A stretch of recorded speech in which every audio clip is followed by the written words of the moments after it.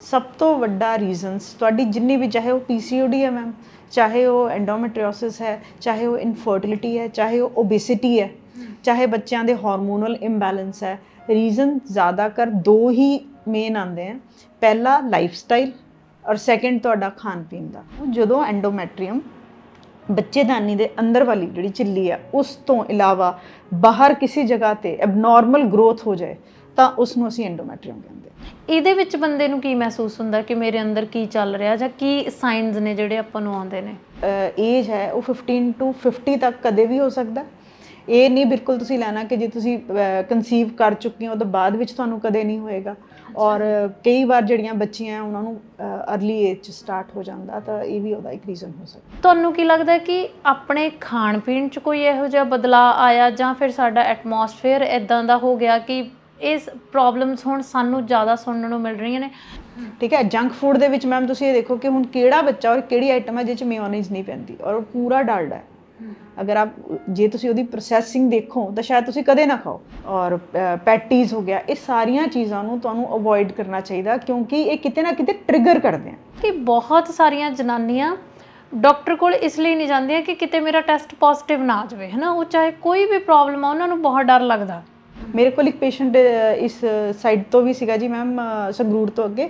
ਉਹ ਬੱਚੀ ਕਹਿ ਰਹੀ ਸੀਗੀ ਮੈਨੂੰ ਇੰਨੀ ਪੇਨ ਹੁੰਦੀ ਸੀ ਮੈਮ ਕਿ ਮੇਰੇ ਪੇਰੈਂਟਸ ਨੇ ਮੇਰੇ ਹਸਬੈਂਡ ਨੂੰ ਕਹਿ ਦਿੱਤਾ ਸੀ ਕਿ ਇਹਦੀ ਬੱਚੇਦਾਨੀ ਕਢਵਾ ਦਿਓ। ਤਾਂ ਪੇਸ਼ੈਂਟ ਦਾ ਟਰੀਟਮੈਂਟ ਦਾ ਟਾਈਮ ਔਰ ਪ੍ਰੋਸੀਜਰ ਸਭ ਅਲੱਗ ਹੈ ਜੀ। ਠੀਕ ਹੈ, ਇਹਦੇ 'ਚ ਮੇਨ ਤੁਸੀਂ ਜਿਹੜੀਆਂ ਚੀਜ਼ਾਂ ਘਰ ਕਰ ਸਕਦੇ ਹੋ ਉਹ ਮੈਂ ਤੁਹਾਨੂੰ ਦੱਸ ਦਿੱਤਾ।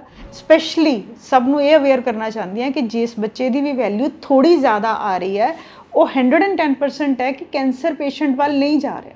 ਇਹ ਐਂਡੋਮੈਟ੍ਰੀਓਸਿਸ ਕਰਕੇ ਹੋ ਰਿਹਾ ਹੈ। ਔਰ ਜਿਹਦਾ ਇਹ ਵੀ ਨਹੀਂ ਹੈ ਕਿ ਜਿਹਦਾ CA125 ਨੈਗੇਟਿਵ ਆਇਆ ਉਹਨੂੰ ਕੈਂਸਰ ਨਹੀਂ ਹੋ ਸਕਦਾ। ਇਹ ਵੀ ਨਹੀਂ ਹੈ ਜਿਹਦਾ ਪੋਜ਼ਿਟਿਵ ਹੈ ਉਹਨੂੰ ਪੱਕਾ ਕੈਂਸਰ ਹੈ। ਇੱਕ ਪ੍ਰੋਬਲਮ ਨਹੀਂ ਹੈ, ਤੁਸੀਂ ਕਿਸੇ ਵੱਡੇ ਇੰਸਟੀਟਿਊਟ 'ਚ ਜਾ ਕੇ ਦੇਖ ਲਓ, ਸਭ ਤੋਂ ਜ਼ਿਆਦਾ ਹਾਰਟ ਡਿਜ਼ੀਜ਼ਸ ਪੰਜਾਬ 'ਚ ਆ ਗਏ। ਉਹਦੇ ਮੰਮਾ ਇਹ ਵੀ ਕਹਿ ਰਹੇ ਸੀ ਜਿਹੜਾ ਮਰਜ਼ੀ ਟੈਸਟ ਕਰਾ ਲਓ, ਅਸੀਂ PGI ਜਾਣ ਨੂੰ ਵੀ ਤਿਆਰ ਹਾਂ, ਬਹੁਤ ਛੋਟੀ ਬੱਚੀ ਹੈ, ਲੇਕਿਨ ਸੈਕਿੰਡ ਵਿਜ਼ਿਟ 'ਤੇ ਬੱਚਾ ਠੀਕ ਸੀ ਜੀ। ਹਾਂਜੀ, ਹੈ ਨਾ। ਸਿਰਫ ਤੁਹਾਨੂੰ ਅਵੇਅਰਨੈਸ, ਤੁਸੀਂ ਭੱਜ ਦਵਾਈਆਂ ਵੱਲ ਰਹੇ ਹੁੰਦੇ ਹੋ, ਜਾਣਾ ਲਾਈਫ ਸਟਾਈਲ ਵੱਲ ਚਾਹੀਦਾ।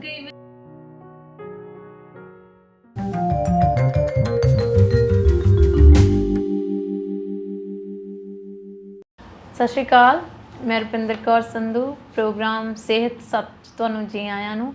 ਅਸੀਂ ਹਮੇਸ਼ਾ ਕੋਸ਼ਿਸ਼ ਕਰਦੇ ਹਾਂ ਕਿ ਆਪਣੀ ਸਿਹਤ ਨਾਲ ਜੁੜੀਆਂ ਹੋਈਆਂ ਗੱਲਾਂ ਬਾਤਾਂ ਤੁਹਾਡੇ ਨਾਲ ਕਰੀਏ, ਕਿਸੇ ਨਾ ਕਿਸੇ ਡਾਕਟਰ ਨੂੰ ਤੁਹਾਡੇ ਰੂਬਰੂ ਕਰਵਾਈਏ, ਕਿਉਂਕਿ ਅੱਜ ਕੱਲ੍ਹ ਆਪਾਂ ਕਹਿੰਦੇ ਨੇ ਕਿ ਹਰ ਚੀਜ਼ ਆ ਜਿਹੜੀ ਉਹ ਮੁੱਲ ਮਿਲ ਸਕਦੀ ਆ, ਪਰ ਜਿਹੜੀ ਤੁਹਾਡੀ ਸਿਹਤ ਆ ਉਹ ਤੁਹਾਡੇ 'ਤੇ ਹੀ ਡਿਪੈਂਡ ਕਰਦੀ ਹੈ ਕਿ ਤੁਸੀਂ ਕੀ ਖਾ ਰਹੇ ਹੋ ਜਾਂ ਤੁਸੀਂ ਕਿਵੇਂ ਦੀ ਜ਼ਿੰਦਗੀ ਹੈ ਜਿਹੜੀ ਉਹ ਜਿਉ ਰਹੇ ਹੋ। ਪਰ ਫਿਰ ਵੀ ਬਹੁਤ ਸਾਰੀਆਂ ਬਿਮਾਰੀਆਂ ਹੁੰਦੀਆਂ ਨੇ ਜਾਂ ਬਹੁਤ ਸਾਰੀਆਂ ਇੱਦਾਂ ਦੀਆਂ ਪ੍ਰੋਬਲਮਸ ਹੁੰਦੀਆਂ ਨੇ ਜਿਹੜੀਆਂ ਅਸੀਂ ਜਿੰਨੀ ਮਰਜ਼ੀ ਕੇਅਰ ਕਰਦੇ ਹੋਈਏ ਜਾਂ ਆਪਣਾ ਧਿਆਨ ਰੱਖਦੇ ਹੋਈਏ, ਕਿਤੋਂ ਨਾ ਕਿਤੋਂ ਸਾਨੂੰ ਆ ਹੀ ਜਾਂਦੀਆਂ ਨੇ, ਮਤਲਬ ਲੱਗ ਹੀ ਜਾਂਦੀਆਂ ਨੇ। ਅਤੇ ਕਈ ਵਾਰੀ ਤਾਂ ਉਹਨਾਂ ਦਾ ਪਹਿਲੀ ਸਟੇਜਿਸ 'ਤੇ ਹੀ ਪਤਾ ਲੱਗ ਜਾਂਦਾ, ਕਈ ਵਾਰੀ ਇੱਦਾਂ ਵੀ ਹੁੰਦਾ ਕਿ ਸਾਨੂੰ ਕਈ ਵਾਰੀ ਆਖਰੀ ਸਟੇਜ 'ਤੇ ਹੀ ਪਤਾ ਲੱਗਦਾ ਕਿ ਸਾਡੇ ਅੰਦਰ ਇਹ ਬਿਮਾਰੀ ਹੈ ਜਿਹੜੀ ਉਹ ਪੜ ਰਹੀ ਸੀ। ਅਤੇ ਇਸੇ ਲਈ ਸਾਡੀ ਕੋਸ਼ਿਸ਼ ਹੁੰਦੀ ਹੈ ਕਿ ਡਾਕਟਰ ਤੁਹਾਨੂੰ ਤੁਹਾਡੀ ਸਿਹਤ ਬਾਰੇ ਅਵੇਅਰ ਕਰਦੇ ਰਹਿਣ, ਤਾਂ ਜੋ ਜੇ ਤੁਹਾਡੀ ਬਾਡੀ 'ਚ ਕੁਛ ਵੀ ਕਿਸੇ ਤਰ੍ਹਾਂ ਦੇ ਇੱਦਾਂ ਦੇ ਸਾਇੰਸ ਆਉਂਦੇ ਆ ਤਾਂ ਤੁਸੀਂ ਉਸੇ ਵਕਤ ਡਾਕਟਰ ਨੂੰ ਮਿਲੋ ਅਤੇ ਤੁਹਾਡੀ ਬਿਮਾਰੀ ਹੈ ਜਿਹੜੀ ਉਹ ਜ਼ਿਆਦਾ ਵਧੇ ਨਾ। ਅਤੇ ਜਦੋਂ ਅਸੀਂ ਪਿਛਲੀ ਵਾਰ ਡਾਕਟਰ ਮਮਤਾ ਸ਼ਰਮਾ ਉਹਨਾਂ ਨੂੰ ਮਿਲੇ ਸੀ ਤਾਂ ਉਸ ਵਕਤ ਉਹਨਾਂ ਨੇ ਦੱਸਿਆ ਸੀ ਕਿ ਇੱਕ ਇੱਦਾਂ ਦੀ ਪ੍ਰੋਬਲਮ ਜਿਹੜੀ ਕਿ ਫੀਮੇਲ ਨੂੰ ਬਹੁਤ ਜ਼ਿਆਦਾ ਅੱਜ ਕੱਲ੍ਹ ਸਫਰ ਕਰਨਾ ਪੈ ਰਿਹਾ, ਐਂਡੋਮੈਟ੍ਰੀਓਸਿਸ ਨਾਂ ਦੀ ਕੋਈ ਬਿਮਾਰੀ ਆ। ਆਪਾਂ ਉਹਨਾਂ ਨੂੰ ਪੁੱਛਾਂਗੇ ਕਿ ਕਿਸ ਉਮਰ 'ਚ ਇਹ ਹੁੰਦੀ ਆ ਜਾਂ ਫਿਰ ਕਿੰਨਾ ਔਰਤਾਂ ਨੂੰ ਇਹ ਹੋ ਸਕਦੀ ਆ। ਅਤੇ ਕਿਉਂਕਿ ਮੈਂ ਵੀ ਪਿਛਲੀ ਵਾਰ ਪਹਿਲੀ ਵਾਰ ਹੀ ਸੁਣਿਆ ਕਿ ਇੱਦਾਂ ਦੀਆਂ ਪ੍ਰੋਬਲਮਸ ਵੀ ਹੁੰਦੀਆਂ ਨੇ, ਅਤੇ ਇਹਦੇ 'ਤੇ ਅੱਜ ਆਪਾਂ ਉਹਨਾਂ ਨਾਲ ਗੱਲਬਾਤ ਕਰਦੇ ਹਾਂ। ਉਹਨਾਂ ਨੂੰ ਆਪਾਂ ਜੀ ਆਇਆਂ ਕਹਿੰਦੇ ਹਾਂ। ਸਤਿ ਸ਼੍ਰੀ ਅਕਾਲ ਮੈਮ। ਸਤਿ ਸ਼੍ਰੀ ਅਕਾਲ। ਕੀ ਹਾਲ ਹੈ? ਬਹੁਤ ਵਧੀਆ। ਮੈਨੂੰ ਲੱਗਦਾ ਕਿ ਇੱਕ ਤਾਂ ਹੁੰਦਾ ਡਾਕਟਰ ਇਲਾਜ ਦੇ ਥਰੂ ਹੈ ਨਾ ਪੇਸ਼ੈਂਟਸ ਦਾ ਭਲਾ ਕਰਦੇ ਆ, ਅਤੇ ਇੱਕ ਹੁੰਦਾ ਕਿ ਤੁਸੀਂ ਵੈਸੇ ਹੀ ਬਿਨਾਂ ਕਿਸੇ ਸਵਾਰਥ ਤੋਂ ਹੈ ਨਾ ਕਿਸੇ ਨੂੰ ਅਵੇਅਰ ਕਰ ਰਹੇ ਹੋ ਕਿ ਵੀ ਤੁਸੀਂ ਆਪਣੀ ਸਿਹਤ ਦਾ ਧਿਆਨ ਰੱਖਣਾ, ਅਤੇ ਖਾਸ ਕਰਕੇ ਜਨਾਨੀਆਂ ਨੂੰ। ਅਤੇ ਮੈਨੂੰ ਲੱਗਦਾ ਇਹ ਤੁਹਾਡਾ ਵੀ ਮੈਨੂੰ ਧੰਨਵਾਦ ਕਰਨਾ ਚਾਹੀਦਾ ਕਿ ਤੁਸੀਂ ਬਹੁਤ ਚੰਗਾ ਕੌਜ਼ ਕਰ ਰਹੇ ਹੋ। ਇੱਕ ਨਹੀਂ ਮੈਮ, ਮੈਨੂੰ ਆਪ ਬਹੁਤ ਅੱਛਾ ਲੱਗਦਾ ਕਿਉਂਕਿ ਮੈਨੂੰ ਇਹ ਲੱਗਦਾ ਕਿ ਜਦੋਂ ਤੁਸੀਂ ਇਸ ਚੇਅਰ 'ਤੇ ਬੈਠੇ ਹੋ ਹਾਂਜੀ ਕਿ ਤੁਸੀਂ ਸਾਰੀ ਦੁਨੀਆ ਨੂੰ ਨਹੀਂ ਬਦਲ ਸਕਦੇ, ਲੇਕਿਨ ਜੇ ਤੁਹਾਡਾ ਇੰਟਰਵਿਊ, ਸਪੈਸ਼ਲੀ ਬੀ ਸੋਸ਼ਲ ਦਾ ਵੀ ਬਹੁਤ ਥੈਂਕਸ ਹੈ, ਸਾਡਾ ਇੰਟਰਵਿਊ ਦੇਖ ਕੇ ਕਿਸੇ ਦੀ ਲਾਈਫ ਚੇਂਜ ਹੁੰਦੀ ਹੈ ਜਾਂ ਉਹਨੂੰ ਇੱਕ ਨਈ ਦਿਸ਼ਾ ਮਿਲਦੀ ਹੈ ਤਾਂ ਇਸ ਤੋਂ ਅੱਛਾ ਕੁਝ ਨਹੀਂ ਹੋ ਸਕਦਾ। ਪਿਛਲਾ ਮੇਰਾ ਇੱਕ ਇੰਟਰਵਿਊ ਸੀ, ਮੈਨੂੰ ਇੱਕ ਨਿਊਜ਼ੀਲੈਂਡ ਤੋਂ ਫੋਨ ਆਇਆ ਮੈਮ ਦਾ, ਔਰ ਉਹਨਾਂ ਨੇ ਮੈਨੂੰ ਇਹ ਗੱਲ ਕਹੀ ਕਿ ਮੈਡਮ ਤੁਹਾਡੀ ਇੰਟਰਵਿਊ ਤੋਂ ਬਾਅਦ ਮੈਨੂੰ ਲੱਗਿਆ ਕਿ ਮੈਨੂੰ ਆਪਣੇ ਤੇ ਵੀ ਧਿਆਨ ਦੇਣਾ ਚਾਹੀਦਾ। ਔਰ ਮੈਨੂੰ ਲੱਗਿਆ ਕਿ ਮੇਰੀ ਇੰਟਰਵਿਊ ਸਫਲ, ਕਿਉਂ ਉਹਨਾਂ ਨੂੰ ਆਪਣੇ ਬਾਰੇ ਵੀ ਪਤਾ ਲੱਗਿਆ। ਫਿਰ ਉਹਨਾਂ ਨੇ ਪ੍ਰੋਪਰ ਮੇਰੇ ਤੋਂ ਗਾਈਡੈਂਸ ਲਈ, ਔਰ ਉਸ ਤੋਂ ਬਾਅਦ ਉਹਨਾਂ ਨੇ ਕਿਹਾ ਕਿ ਨਹੀਂ, ਅੱਜ ਤੋਂ ਬਾਅਦ ਮੈਂ ਆਪਣਾ ਵੀ ਉਨਾ ਹੀ ਧਿਆਨ ਰੱਖੂੰਗਾ ਜਿੰਨੀ ਮੈਂ ਆਪਣੀ ਫੈਮਿਲੀ ਦਾ ਰੱਖ ਰਹੀ ਹਾਂ। ਤਾਂ ਥੈਂਕ ਯੂ ਬੀ ਸੋਸ਼ਲ ਇਹਦੇ ਲਈ ਵੀ, ਕਿ ਜ਼ਰੂਰੀ ਨਹੀਂ ਹੈ ਕਿ ਤੁਸੀਂ ਸਿਰਫ ਟ੍ਰੀਟਮੈਂਟ ਕਰਨਾ ਹੈ। ਮੇਰਾ ਮੋਟਿਵ ਹੈਪੀ ਫੈਮਿਲੀ, ਹਾਂਜੀ, ਕਿ ਇਨਸਾਨ ਔਰ ਪੂਰੀ ਫੈਮਿਲੀ ਖੁਸ਼ ਕਿਸ ਤਰ੍ਹਾਂ ਹੋ ਸਕਦੀ ਹੈ ਜੇ ਸਾਰੇ ਸਿਹਤਮੰਦ ਹੋਣਗੇ। ਤਾਂ ਉਹਦੇ ਲਈ ਥੈਂਕ ਯੂ। ਮੈਨੂੰ ਖੁਦ ਲੱਗਦਾ ਹੁੰਦਾ ਵੀ ਅਸੀਂ ਕਈ ਵਾਰੀ ਇਹੀ ਸੋਚਦੇ ਰਹਿੰਦੇ ਹਾਂ ਕਿ ਠੀਕ ਆ, ਅਸੀਂ ਸਿਹਤਮੰਦ ਆ, ਸਾਡੀ ਜ਼ਿੰਦਗੀ ਤੰਦਰੁਸਤ ਚੱਲਦੀ ਆ, ਅਸੀਂ ਖੁਸ਼ ਵੀ ਹੈਗੇ ਆ, ਪਰ ਫਿਰ ਵੀ ਸਾਨੂੰ ਕਦੇ ਨਾ ਕਦੇ ਇਹ ਮਹਿਸੂਸ ਨਹੀਂ ਹੁੰਦਾ ਕਿ ਜਿੰਨਾ ਚਿਰ ਸਾਨੂੰ ਕੋਈ ਪ੍ਰੋਬਲਮ ਨਹੀਂ ਆਉਂਦੀ ਉਦੋਂ ਪਹਿਲਾਂ ਅਸੀਂ ਆਪਣੇ ਰੂਟੀਨ ਚੈੱਕਅਪ ਲਈ ਜਾਈਏ, ਜਾਂ ਅਸੀਂ ਆਪਣੀ ਸਿਹਤ ਦਾ ਹੋਰ ਜ਼ਿਆਦਾ ਧਿਆਨ ਰੱਖੀਏ ਕਿ ਸਾਨੂੰ ਕਦੀ ਕੋਈ ਸਮੱਸਿਆ ਹੀ ਨਾ ਆਵੇ, ਹੈ ਨਾ। ਅਸੀਂ ਬਹੁਤ ਅਣਗੌਲਿਆਂ ਕਰਦੇ ਹਾਂ ਇਸ ਚੀਜ਼ ਨੂੰ, ਪਰ ਜਦੋਂ ਸੱਚੀ ਤੁਹਾਡੀ ਗੱਲ ਸਹੀ ਹੈ ਕਿ ਆਪਾਂ ਕਿਤੋਂ ਸੁਣ ਲੈਂਦੇ ਹਾਂ ਨਾ ਕਿ ਤੁਹਾਡੇ ਲਈ ਇਹ ਵੀ ਲਾਜ਼ਮੀ ਆ, ਤੇ ਉਹ ਇੱਕ ਚੀਜ਼ ਵੀ ਸਾਡੇ ਦਿਮਾਗ 'ਚ ਕਲਿੱਕ ਕਰ ਜਾਵੇ ਵੀ ਹੁਣ ਮੈਂ ਆਪਣਾ ਧਿਆਨ ਵੀ ਰੱਖਣਾ, ਮੈਨੂੰ ਲੱਗਦਾ ਕਿ ਜ਼ਿੰਦਗੀ 70% ਹੋਰ ਬਿਹਤਰ ਹੋ ਜਾਂਦੀ ਹੈ, ਬਹੁਤ ਬੈਟਰ ਹੋ ਜਾਂਦੀ ਹੈ। ਤੇ ਜਿਵੇਂ ਪਿਛਲੀ ਵਾਰੀ ਆਪਾਂ ਗੱਲਬਾਤ ਕੀਤੀ ਸੀ ਕਿ ਐਂਡੋਮੈਟਰੀਓਸਿਸ ਨਾਂ ਦੀ ਇੱਕ ਪ੍ਰੋਬਲਮ ਆ ਜਿਹੜੀ ਹੁਣ ਬਹੁਤ ਜ਼ਿਆਦਾ ਦੇਖਣ ਨੂੰ ਮਿਲਦੀ ਆ, ਹੈ ਨਾ, ਫੀਮੇਲ 'ਚ। ਤੇ ਮੈਂ ਹੈਰਾਨ ਰਹਿ ਗਈ ਸੀ ਕਿ ਮੈਂ ਪਿਛਲੀ ਵਾਰ ਵੀ ਇੰਟਰਵਿਊ 'ਚ ਉਸ ਕੇਸ ਦਾ ਜ਼ਿਕਰ ਕੀਤਾ ਸੀ ਕਿ ਇੱਕ ਕੁੜੀ ਨੂੰ 25 ਸਾਲ ਦੀ ਉਮਰ 'ਚ ਮੀਨੋਪੌਜ਼ ਦੀ ਪ੍ਰੋਬਲਮ ਆਈ, ਹੈ ਨਾ। ਤਾਂ ਉਹਨੇ ਦੱਸਿਆ ਹੋਇਆ ਸੀਗਾ ਕਿ ਮੇਰੇ ਨਾਲ ਇਹ ਪ੍ਰੋਬਲਮ ਹੋਈ। ਸਭ ਤੋਂ ਪਹਿਲਾਂ ਮੈਂ ਇਹ ਚਾਹੁੰਦੀ ਹਾਂ ਕਿ ਤੁਸੀਂ ਸੌਖੇ ਜੇ ਢੰਗ ਨਾਲ ਜੇ ਆਪਾਂ ਲੋਕਾਂ ਨੂੰ, ਕੁੜੀਆਂ ਨੂੰ ਦੱਸਣਾ ਹੋਵੇ ਤਾਂ ਇਹ ਪ੍ਰੋਬਲਮ ਹੈ ਕੀ ਅਸਲ 'ਚ? ਮੈਮ ਐਂਡੋਮੈਟਰੀਓਸਿਸ ਦਾ ਮੇਨ ਮਤਲਬ ਕੀ ਹੈ? ਸਿਸ ਮਤਲਬ ਇਨਫਲੇਮੇਸ਼ਨ, ਜਿਸ ਵਰਡ ਦੇ ਪਿੱਛੇ ਵੀ ਸਿਸ ਲੱਗ ਜਾਂਦਾ ਹੈ, ਇਹਦਾ ਮਤਲਬ ਕਿ ਕੋਈ ਬਾਡੀ 'ਚ ਇਨਫਲੇਮੇਸ਼ਨ ਹੈ। ਸਾਡੀ ਜਿਹੜੀ ਬੱਚੇਦਾਨੀ ਹੈ ਇਹਦੇ 'ਚ 3 ਲੇਅਰਸ ਹੁੰਦੀਆਂ। ਜਿਹੜੀ ਸਭ ਤੋਂ ਅੰਦਰ ਵਾਲੀ ਲੇਅਰ ਹੈ ਉਹਨੂੰ ਐਂਡੋਮੈਟਰੀਅਮ ਕਹਿੰਦੇ ਆ। ਹਾਂਜੀ, ਉਹਦਾ ਮੇਨ ਕੰਮ ਕੀ ਹੁੰਦਾ ਹੈ, ਜੇ ਅਸੀਂ ਮੈਂ ਬਹੁਤ ਸ਼ਾਰਟ 'ਚ ਦੱਸਾਂ, ਉਹਦਾ ਮੇਨ ਕੰਮ ਕੀ ਹੈ ਕਿ ਜਦੋਂ ਕਿਸੇ ਨੂੰ ਵੀ ਜਿੱਦਾਂ ਅਸੀਂ ਕਹਿ ਦਿੰਦੇ ਹਾਂ ਕਿ ਪਹਿਲੇ 14 ਦਿਨਾਂ ਦੇ ਵਿੱਚ ਉਹ ਲੇਅਰ ਬਣਦੀ ਹੈ। ਜੇ ਤਾਂ ਐਗ ਰਪਚਰ ਹੋ ਕੇ ਪ੍ਰੈਗਨੈਂਸੀ ਹੋ ਜਾਏ ਤਾਂ ਫਿਰ ਉਹ ਇੱਕ ਬੈੱਡ ਦੀ ਤਰ੍ਹਾਂ ਕੰਮ ਕਰਦੀ ਹੈ ਜਿੱਥੇ ਕਿ ਬੱਚਾ ਇੰਪਲਾਂਟ ਹੁੰਦਾ। ਔਰ ਉਹ ਜੇ ਇੰਪਲਾਂਟ ਨਹੀਂ ਹੁੰਦਾ ਤਾਂ ਉਸ ਤੋਂ ਬਾਅਦ ਬਾਕੀ 14 ਦਿਨਾਂ 'ਚੋਂ ਗਰੋ ਕਰਕੇ 28ਵੇਂ ਦਿਨ ਤੋਂ 35ਵੇਂ ਦਿਨ ਤੱਕ ਪੇਸ਼ੈਂਟ ਨੂੰ ਪੀਰੀਅਡਸ ਆ ਜਾਂਦੇ ਆ, ਔਰ ਉਹ ਸਾਡੇ ਜਿਹੜੇ ਨੀਚੇ ਵਜਾਈਨਾ ਦੇ ਥਰੂ, ਸਰਵਿਕਸ ਦੇ ਥਰੂ ਉਹ ਬਾਹਰ ਆ ਜਾਂਦੀ ਹੈ ਲੇਅਰ, ਜਿਹਨੂੰ ਅਸੀਂ ਪੀਰੀਅਡਸ ਕਹਿੰਦੇ ਹਾਂ ਜਾਂ ਮੈਂਸੂਰੇਸ਼ਨ ਕਹਿੰਦੇ ਹਾਂ। ਇਹਦੀ ਜਿਹੜੀ ਅਸਲੀ ਪੋਜੀਸ਼ਨ ਹੈ ਉਹ ਯੂਟਰਸ ਦੇ ਅੰਦਰ ਵਾਲੀ ਝਿੱਲੀ ਉੱਥੇ ਹੁੰਦੀ ਹੈ। ਜੇ ਇਹ ਜਿਹੜੀ ਝਿੱਲੀ ਹੈ ਜਿਹਨੂੰ ਅਸੀਂ ਐਂਡੋਮੈਟਰੀਅਮ ਕਹਿੰਦੇ ਹਾਂ, ਉਸ ਜਗ੍ਹਾ ਤੋਂ ਇਲਾਵਾ ਯੂਟਰਸ ਦੇ ਜਿੱਦਾਂ ਫਿਲੋਪੀਅਨ ਟਿਊਬਸ ਤੇ, ਓਵਰੀਜ਼ ਤੇ, ਇਵਨ ਯੂਰੀਨਰੀ ਬਲੈਡਰ ਤੇ, ਜਿੱਦਾਂ ਪਿਸ਼ਾਬ ਵਾਲੀ ਜਿਹੜੀ ਜਗ੍ਹਾ ਹੈ, ਰੈਕਟਮ, ਲੈਟਰਿਨ ਵਾਲੀ ਜਿਹੜੀ ਜਗ੍ਹਾ ਹੈ, ਟਾਇਲਟ ਵਾਲੀ ਜਿਹੜੀ ਜਗ੍ਹਾ ਹੈ, ਜਾਂ ਫਿਰ ਕਈ ਵਾਰ ਤਾਂ ਇੰਟੈਸਟਾਈਨ ਤੇ ਵੀ ਇਹ ਗਰੋ ਕਰਨ ਲੱਗ ਜਾਂਦੀ ਹੈ। ਅੱਛਾ ਜੀ। ਉੱਥੇ ਨੁਕਸਾਨ ਕੀ ਹੋ ਰਿਹਾ ਹੈ ਕਿ ਜਿਹੜਾ ਪਰਮਾਤਮਾ ਨੇ ਦਾ ਰਸਤਾ ਬਣਾਇਆ ਕਿ ਜਦੋਂ ਪੀਰੀਅਡਸ ਆਉਣਗੇ ਤਾਂ ਉਹ ਬਾਹਰ ਨਿਕਲ ਜਾਏਗੀ, ਉਹਦੇ ਲਈ ਤਾਂ ਪੈਸੇਜ ਹੈ, ਲੇਕਿਨ ਜਿਹੜੇ ਬਾਕੀ ਏਰੀਆਜ਼ ਹੈ ਉੱਥੇ ਕੋਈ ਪੈਸੇਜ ਹੀ ਨਹੀਂ ਹੈ, ਤੇ ਉੱਥੇ ਫਿਰ ਗਰੋ ਕਰਦੀ ਹੈ। ਹਾਂਜੀ, ਔਰ ਫਿਰ ਪੇਸ਼ੈਂਟ ਨੂੰ ਬਹੁਤ ਡਿਸਕੰਫਰਟ ਦਿੰਦੀ ਹੈ, ਕਿਉਂਕਿ ਜਦੋਂ ਪੀਰੀਅਡਸ ਦੇ ਕ੍ਰੈਂਪਸ ਆਉਂਦੇ ਆ, ਜਦੋਂ ਮਤਲਬ ਇਹ ਸ਼ੈੱਡ ਹੋ ਜਾਏਗੀ, ਬਾਕੀ ਜਗ੍ਹਾ ਤੇ ਜਦੋਂ ਕ੍ਰੈਂਪਸ ਆਉਂਦੇ ਆ ਤਾਂ ਉਹ ਅਨਬੀਅਰੇਬਲ ਹੁੰਦੇ ਆ। ਤਾਂ ਉਸ ਕੰਡੀਸ਼ਨ ਨੂੰ ਜਦੋਂ ਐਂਡੋਮੈਟਰੀਅਮ ਬੱਚੇਦਾਨੀ ਦੇ ਅੰਦਰ ਵਾਲੀ ਜਿਹੜੀ ਝਿੱਲੀ ਆ ਉਸ ਤੋਂ ਇਲਾਵਾ ਬਾਹਰ ਕਿਸੇ ਜਗ੍ਹਾ ਤੇ ਐਬਨੋਰਮਲ ਗਰੋਥ ਹੋ ਜਾਏ ਤਾਂ ਉਸ ਨੂੰ ਅਸੀਂ ਐਂਡੋਮੈਟਰੀਅਮ ਕਹਿੰਦੇ ਹਾਂ। ਅੱਛਾ, ਐਂਡੋਮੈਟਰੀਓਸਿਸ ਕਹਿੰਦੇ ਹਾਂ। ਤੇ ਇਹਦੇ 'ਚ ਮੇਨਲੀ ਜਿਵੇਂ ਆਪਾਂ ਕਹੀਏ ਕਿ ਹੁਣ ਅੰਦਰੋਂ ਕੀ ਹੋ ਰਿਹਾ ਬਾਡੀ 'ਚ, ਹੈ ਨਾ, ਤੁਹਾਨੂੰ ਉਹ ਉਦੋਂ ਹੀ ਪਤਾ ਲੱਗਦਾ ਜਾਂ ਤੁਹਾਨੂੰ ਕੋਈ ਦਰਦ ਹੁੰਦਾ, ਜਾਂ ਤੁਹਾਨੂੰ ਆਮ ਨਾਲੋਂ ਹਟ ਕੇ ਕੋਈ ਚੀਜ਼ਾਂ ਆਪਣੇ ਅੰਦਰ ਮਹਿਸੂਸ ਹੁੰਦੀਆਂ ਨੇ, ਕੋਈ ਘਬਰਾਹਟ ਹੁੰਦੀ ਹੈ ਜਾਂ ਕੁਝ ਵੀ ਇੱਦਾਂ ਦਾ, ਹੈ ਨਾ। ਇਹਦੇ ਵਿੱਚ ਬੰਦੇ ਨੂੰ ਕੀ ਮਹਿਸੂਸ ਹੁੰਦਾ ਕਿ ਮੇਰੇ ਅੰਦਰ ਕੀ ਚੱਲ ਰਿਹਾ, ਜਾਂ ਕੀ ਸਾਈਨਸ ਨੇ ਜਿਹੜੇ ਆਪਾਂ ਨੂੰ ਆਉਂਦੇ ਨੇ? ਮੈਮ ਇਹਦੇ 'ਚ ਸਭ ਤੋਂ ਜਿਹੜੇ ਮੇਨ ਕਾਜ਼ਸ ਹੈ, ਜਿੱਦਾਂ 2 ਚੀਜ਼ਾਂ ਹੈ ਕਿ ਮੈਰਿਡ ਔਰ ਅਨਮੈਰਿਡ ਦੋਨਾਂ ਨੂੰ ਹੋ ਸਕਦਾ। ਹਾਂਜੀ, ਇਹ ਵੀ ਮਿਥ ਨਹੀਂ ਹੈ ਕਿ ਅਨਮੈਰਿਡ ਬੱਚਿਆਂ ਨੂੰ ਨਹੀਂ ਹੁੰਦਾ। ਹੁਣ ਪਹਿਲਾਂ ਤਾਂ ਇਹ ਕਾਮਨ ਇਹ ਦੱਸੂਗੀ ਜੇ ਅਨਮੈਰਿਡ ਵੀ ਆ ਉਹਦੇ 'ਚ ਵੀ ਕੀ ਸਿੰਪਟਮ ਆਉਣਗੇ। ਉਹਦੇ ਵਿੱਚ ਸਭ ਤੋਂ ਪਹਿਲਾਂ ਹੁੰਦਾ ਪੇਨਫੁਲ ਪੀਰੀਅਡਸ। ਅੱਛਾ, ਜੇ ਕਿਸੇ ਬੱਚੇ ਦੇ ਪੀਰੀਅਡਸ ਇੰਨੇ ਜ਼ਿਆਦਾ ਪੇਨਫੁਲ ਹੈ ਕਿ ਉਹਨੂੰ ਕੋਈ ਟੈਬਲੇਟ ਐਕਸਟਰਾ ਲੈਣੀ ਪੈਂਦੀ ਹੈ, ਜਾਂ ਉਹਦੀ ਹੈਵੀ ਬਲੀਡਿੰਗ ਇਸ ਤਰ੍ਹਾਂ ਦੀ ਹੈ ਕਿ ਉਹਨੂੰ 3 ਤੋਂ 4 ਪੈਡ ਬਹੁਤ ਹੈਵੀ ਬਲੀਡਿੰਗ ਵਾਲੇ ਰੋਜ਼ ਚੇਂਜ ਕਰਨੇ ਪੈ ਰਹੇ ਆ, ਜਾਂ ਉਹਨੂੰ 7 ਦਿਨ ਤੋਂ ਜ਼ਿਆਦਾ ਪੀਰੀਅਡਸ ਆ ਰਹੇ ਆ, ਠੀਕ ਹੈ। ਸੈਕਿੰਡ ਜਿਹੜਾ ਉਹਦਾ ਸਿੰਪਟਮ ਹੁੰਦਾ ਕਿ ਪੇਸ਼ੈਂਟ ਨੂੰ ਉਲਟੀ ਜੈਸਾ ਲੱਗਦਾ, ਨੌਜ਼ੀਆ, ਵੋਮਿਟਿੰਗ ਬਹੁਤ ਲੱਗਦਾ ਡਿਊਰਿੰਗ ਪੀਰੀਅਡਸ। ਦੂਸਰਾ, ਜਦੋਂ ਕਈ ਪੇਸ਼ੈਂਟਸ ਨੂੰ ਇਸ ਤਰ੍ਹਾਂ ਹੁੰਦਾ ਕਿ ਜਦੋਂ ਟਾਇਲਟ ਕਰਦੇ ਆ ਇਵਨ ਉਦੋਂ ਵੀ ਬਹੁਤ ਪੇਨ ਹੁੰਦੀ ਹੈ। ਹਾਂਜੀ, ਠੀਕ ਹੈ। ਉਸ ਤੋਂ ਬਾਅਦ ਜਿਹੜਾ ਦੂਸਰਾ ਹੈ ਕਿ ਜਦੋਂ ਮੈਰਿਜ ਹੋ ਜਾਂਦੀ ਹੈ, ਜਦੋਂ ਇੰਟਰਕੋਰਸ ਕਰਦੇ ਆ, that is very painful. Intercourse time ਵੀ ਪੇਸ਼ੈਂਟ ਨੂੰ ਜੇ ਪੇਨ ਹੁੰਦੀ ਹੈ ਤਾਂ ਇਹਦਾ ਇੱਕ ਸਿੰਪਟਮ ਹੋ ਸਕਦਾ ਹੈ। ਔਰ ਉਸ ਤੋਂ ਇਲਾਵਾ ਇਨਫਰਟੀਲਿਟੀ, ਕਿ ਜ਼ਿਆਦਾਤਰ ਜੋ ਮੈਂ ਤੁਹਾਨੂੰ ਦੱਸਾਂ ਕਿ ਸਾਡੇ ਅਵੇਅਰਨੈਸ ਇੰਨੀ ਘੱਟ ਹੈ ਕਿ ਪੇਸ਼ੈਂਟ ਸਾਡੇ ਤੋਂ ਪਹੁੰਚਦਾ ਉਦੋਂ ਹੈ ਜਦੋਂ ਇਨਫਰਟੀਲਿਟੀ ਤੱਕ ਪਹੁੰਚ ਚੁੱਕਿਆ ਹੁੰਦਾ ਕਿ ਇਹਨੂੰ ਪ੍ਰੈਗਨੈਂਸੀ ਨਹੀਂ ਹੋ ਰਹੀ। ਇਹਦਾ ਰੀਜ਼ਨ ਜਦੋਂ ਅਸੀਂ ਲੱਭਦੇ ਹਾਂ ਤਾਂ ਉਸ ਟਾਈਮ ਤੇ ਮਤਲਬ ਜਦੋਂ ਪੇਸ਼ੈਂਟ ਕਹਿ ਲਓ ਕਿ 26 27, ਅੱਜ ਕੱਲ੍ਹ ਥੋੜੀ ਲੇਟ ਮੈਰਿਜ ਹੈ ਤਾਂ 30 ਤੇ ਜਾ ਕੇ ਪਤਾ ਲੱਗਦਾ, ਚਾਹੇ ਉਹ ਸਫਰ ਪਹਿਲਾਂ ਵੀ ਕਰ ਰਿਹਾ ਹੁੰਦਾ ਸੀ। ਤਾਂ ਇਹ ਮੇਨ ਸਿੰਪਟਮ ਹੈ ਜਿਹੜੇ ਕਿ ਮੇਨ ਜਿਹੜਾ ਇੱਕ ਤਾਂ ਪੀਰੀਅਡਸ ਬਹੁਤ ਜ਼ਿਆਦਾ ਹੈਵੀ ਆਣ, ਪੀਰੀਅਡਸ 'ਚ ਬਹੁਤ ਜ਼ਿਆਦਾ ਪੇਨ ਹੋਏ, ਇੰਟਰਕੋਰਸ ਦੇ ਦੌਰਾਨ ਕੋਈ ਪੇਨ ਹੋਏ ਜਦੋਂ ਪੇਸ਼ੈਂਟ ਆਪਸ 'ਚ ਹਸਬੈਂਡ ਨਾਲ ਮਿਲਦੇ ਆ, ਜਾਂ ਫਿਰ ਜਦੋਂ ਟਾਇਲਟ ਜਿੱਦਾਂ ਕਹਿੰਦੇ ਆ ਕਿ ਮੋਸ਼ਨ ਕਰਦੇ ਹੋਏ ਕੋਈ ਪੇਨ ਹੁੰਦੀ ਹੈ, ਨੋਜ਼ੀਆ ਹੁੰਦਾ, ਵੋਮਿਟਿੰਗ ਹੁੰਦੀ ਹੈ, ਤਾਂ ਡਾਕਟਰ ਨੂੰ ਇੱਕ ਵਾਰ ਜ਼ਰੂਰ ਕੰਸਲਟ ਕਰ ਲੈਣਾ ਚਾਹੀਦਾ, ਚਾਹੇ ਇਹ ਹੋਏ ਜਾਂ ਨਾ ਹੋਏ। ਹਾਂਜੀ। ਤੇ ਏਜ ਆਪਾਂ ਜਿਵੇਂ ਮੈਂਸ਼ਨ ਕਰੀਏ ਕਿ ਕਿੰਨੀ ਏਜ ਤੋਂ, ਜਿਵੇਂ ਹੁਣ ਇਹ ਤਾਂ ਤੁਸੀਂ ਕਿਹਾ ਕਿ ਅਨਮੈਰਿਡ 'ਚ ਵੀ ਹੁੰਦਾ, ਮਤਲਬ 16 17 ਸਾਲ ਦੀ ਉਮਰ ਤੋਂ ਆਪਾਂ ਇਹਨੂੰ ਕਾਊਂਟ ਕਰ ਸਕਦੇ ਹਾਂ, ਮਤਲਬ ਅੱਗੇ ਕਿੰਨੀ ਉਮਰ ਤੱਕ ਹੋ ਸਕਦਾ? 50 55 ਸਾਲ ਤੱਕ ਕਿੰਨੀ ਉਮਰ? ਮੈਮ ਇਹਦਾ ਮੇਨ ਚੀਜ਼ ਮੈਂ ਤੁਹਾਨੂੰ ਕੀ ਦੱਸਿਆ ਕਿ ਮੈਂਸੂਰੇਸ਼ਨ ਦਾ ਜਿਹੜਾ ਐਂਡੋਮੈਟਰੀਅਮ ਹੈ ਉਹਦੇ ਬਣਨ ਦੇ ਨਾਲ ਇਹ ਹੁੰਦਾ। ਤਾਂ ਇਹਦਾ ਮਤਲਬ ਕਿ ਜਦੋਂ ਬੱਚੇ ਦੇ ਪੀਰੀਅਡ ਸਟਾਰਟ ਹੁੰਦੇ ਆ ਔਰ ਜਦੋਂ ਤੱਕ ਉਹ ਪੀਰੀਅਡਸ ਰਹਿੰਦੇ ਆ, ਇਹਦੇ ਪੂਰੇ ਚਾਂਸਸ ਹੁੰਦੇ ਆ। ਉਹਦੇ ਵਿੱਚ ਕੀ ਹੈ ਕਿ ਜਿੱਦਾਂ ਇਹਦਾ ਸਭ ਤੋਂ ਅੱਛਾ ਇਲਾਜ ਵੀ ਇਹ ਹੈ ਕਿ ਜਿੱਦਾਂ ਹੁਣ ਅਸੀਂ ਕਹਿੰਦੇ ਨਾ ਕਿ 50 ਤੋਂ ਬਾਅਦ ਜਦੋਂ ਪੀਰੀਅਡਸ ਬੰਦ ਹੋਣੇ ਸ਼ੁਰੂ ਹੋ ਜਾਂਦੇ ਆ ਤੇ ਆਪਣੇ ਆਪ ਸੁੱਕਣਾ ਸ਼ੁਰੂ ਹੋ ਜਾਂਦਾ, ਫਿਰ ਇਹਦੇ ਥੋੜੇ ਜਿਹੇ ਜਿੱਦਾਂ ਪੇਨ ਵਗੈਰਾ ਸਾਰਾ ਕੁਝ ਘਟਣਾ ਸ਼ੁਰੂ ਹੋ ਜਾਂਦਾ ਜੇ ਪੀਰੀਅਡਸ ਬੰਦ ਹੋ ਜਾਣ ਤਾਂ। ਇਸ ਕਰਕੇ ਇਹਦੀ ਮੇਨ ਜਿਹੜੀ ਏਜ ਹੈ ਉਹ 15 to 50 ਤੱਕ ਕਦੇ ਵੀ ਹੋ ਸਕਦਾ। ਇਹ ਨਹੀਂ ਬਿਲਕੁਲ ਤੁਸੀਂ ਲੈਣਾ ਕਿ ਜੇ ਤੁਸੀਂ ਕਨਸੀਵ ਕਰ ਚੁੱਕੇ ਹੋ ਤਾਂ ਬਾਅਦ ਵਿੱਚ ਤੁਹਾਨੂੰ ਕਦੇ ਨਹੀਂ ਹੋਏਗਾ। ਔਰ ਕਈ ਵਾਰ ਜਿਹੜੀਆਂ ਬੱਚੀਆਂ ਉਹਨਾਂ ਨੂੰ ਅਰਲੀ ਏਜ 'ਚ ਸਟਾਰਟ ਹੋ ਜਾਂਦਾ, ਤਾਂ ਇਹ ਵੀ ਉਹਦਾ ਇੱਕ ਰੀਜ਼ਨ ਹੋ ਸਕਦਾ।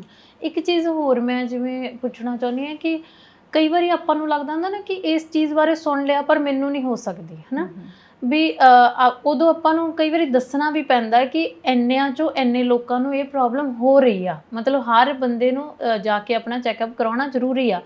ਤੁਹਾਨੂੰ ਕੀ ਲੱਗਦਾ ਕਿ ਇਹ ਜਿਵੇਂ ਆਪਾਂ ਕਹਿੰਦੇ ਕਿ ਅੱਜ ਕੱਲ੍ਹ ਸਰਵੀਕਲ ਕੈਂਸਰ ਆ ਜਿਹੜਾ ਬਹੁਤ ਬਹੁਤਾਤ 'ਚ ਹੋ ਰਿਹਾ ਜਨਾਨੀਆਂ ਨੂੰ, ਅਤੇ ਮੈਂ ਪੜ੍ਹਿਆ ਸੀ USA 'ਚ ਤਾਂ ਬਹੁਤ ਹੀ ਜ਼ਿਆਦਾ ਕੇਸਿਸ ਨੇ, ਤੇ ਇਹਦੇ ਕੇਸਿਸ ਆਪਾਂ ਨੂੰ ਕਿੰਨੇ ਕੁ ਦੇਖਣ ਨੂੰ ਮਿਲ ਰਹੇ ਨੇ? ਮੈਮ ਪਹਿਲਾਂ ਇੰਨੀ ਜ਼ਿਆਦਾ ਨਹੀਂ ਸੀ ਤਾਦਾਦ, ਪਰ ਜਿਸ ਤਰ੍ਹਾਂ ਮੈਂ ਪਿਛਲੀ ਇੰਟਰਵਿਊ 'ਚ ਤੁਹਾਨੂੰ PCOD ਬਾਰੇ ਦੱਸਿਆ ਸੀ ਕਿ 10 ਤੋਂ 8-9 ਬੱਚੀਆਂ ਹੈ, ਅੱਜ ਦੀ ਡੇਟ 'ਚ ਐਂਡੋਮੈਟਰੀਓਸਿਸ ਨਾਲ ਵੀ 7 ਤਾਂ ਹੈ 10 'ਚ, ਇੰਨਾ ਜ਼ਿਆਦਾ।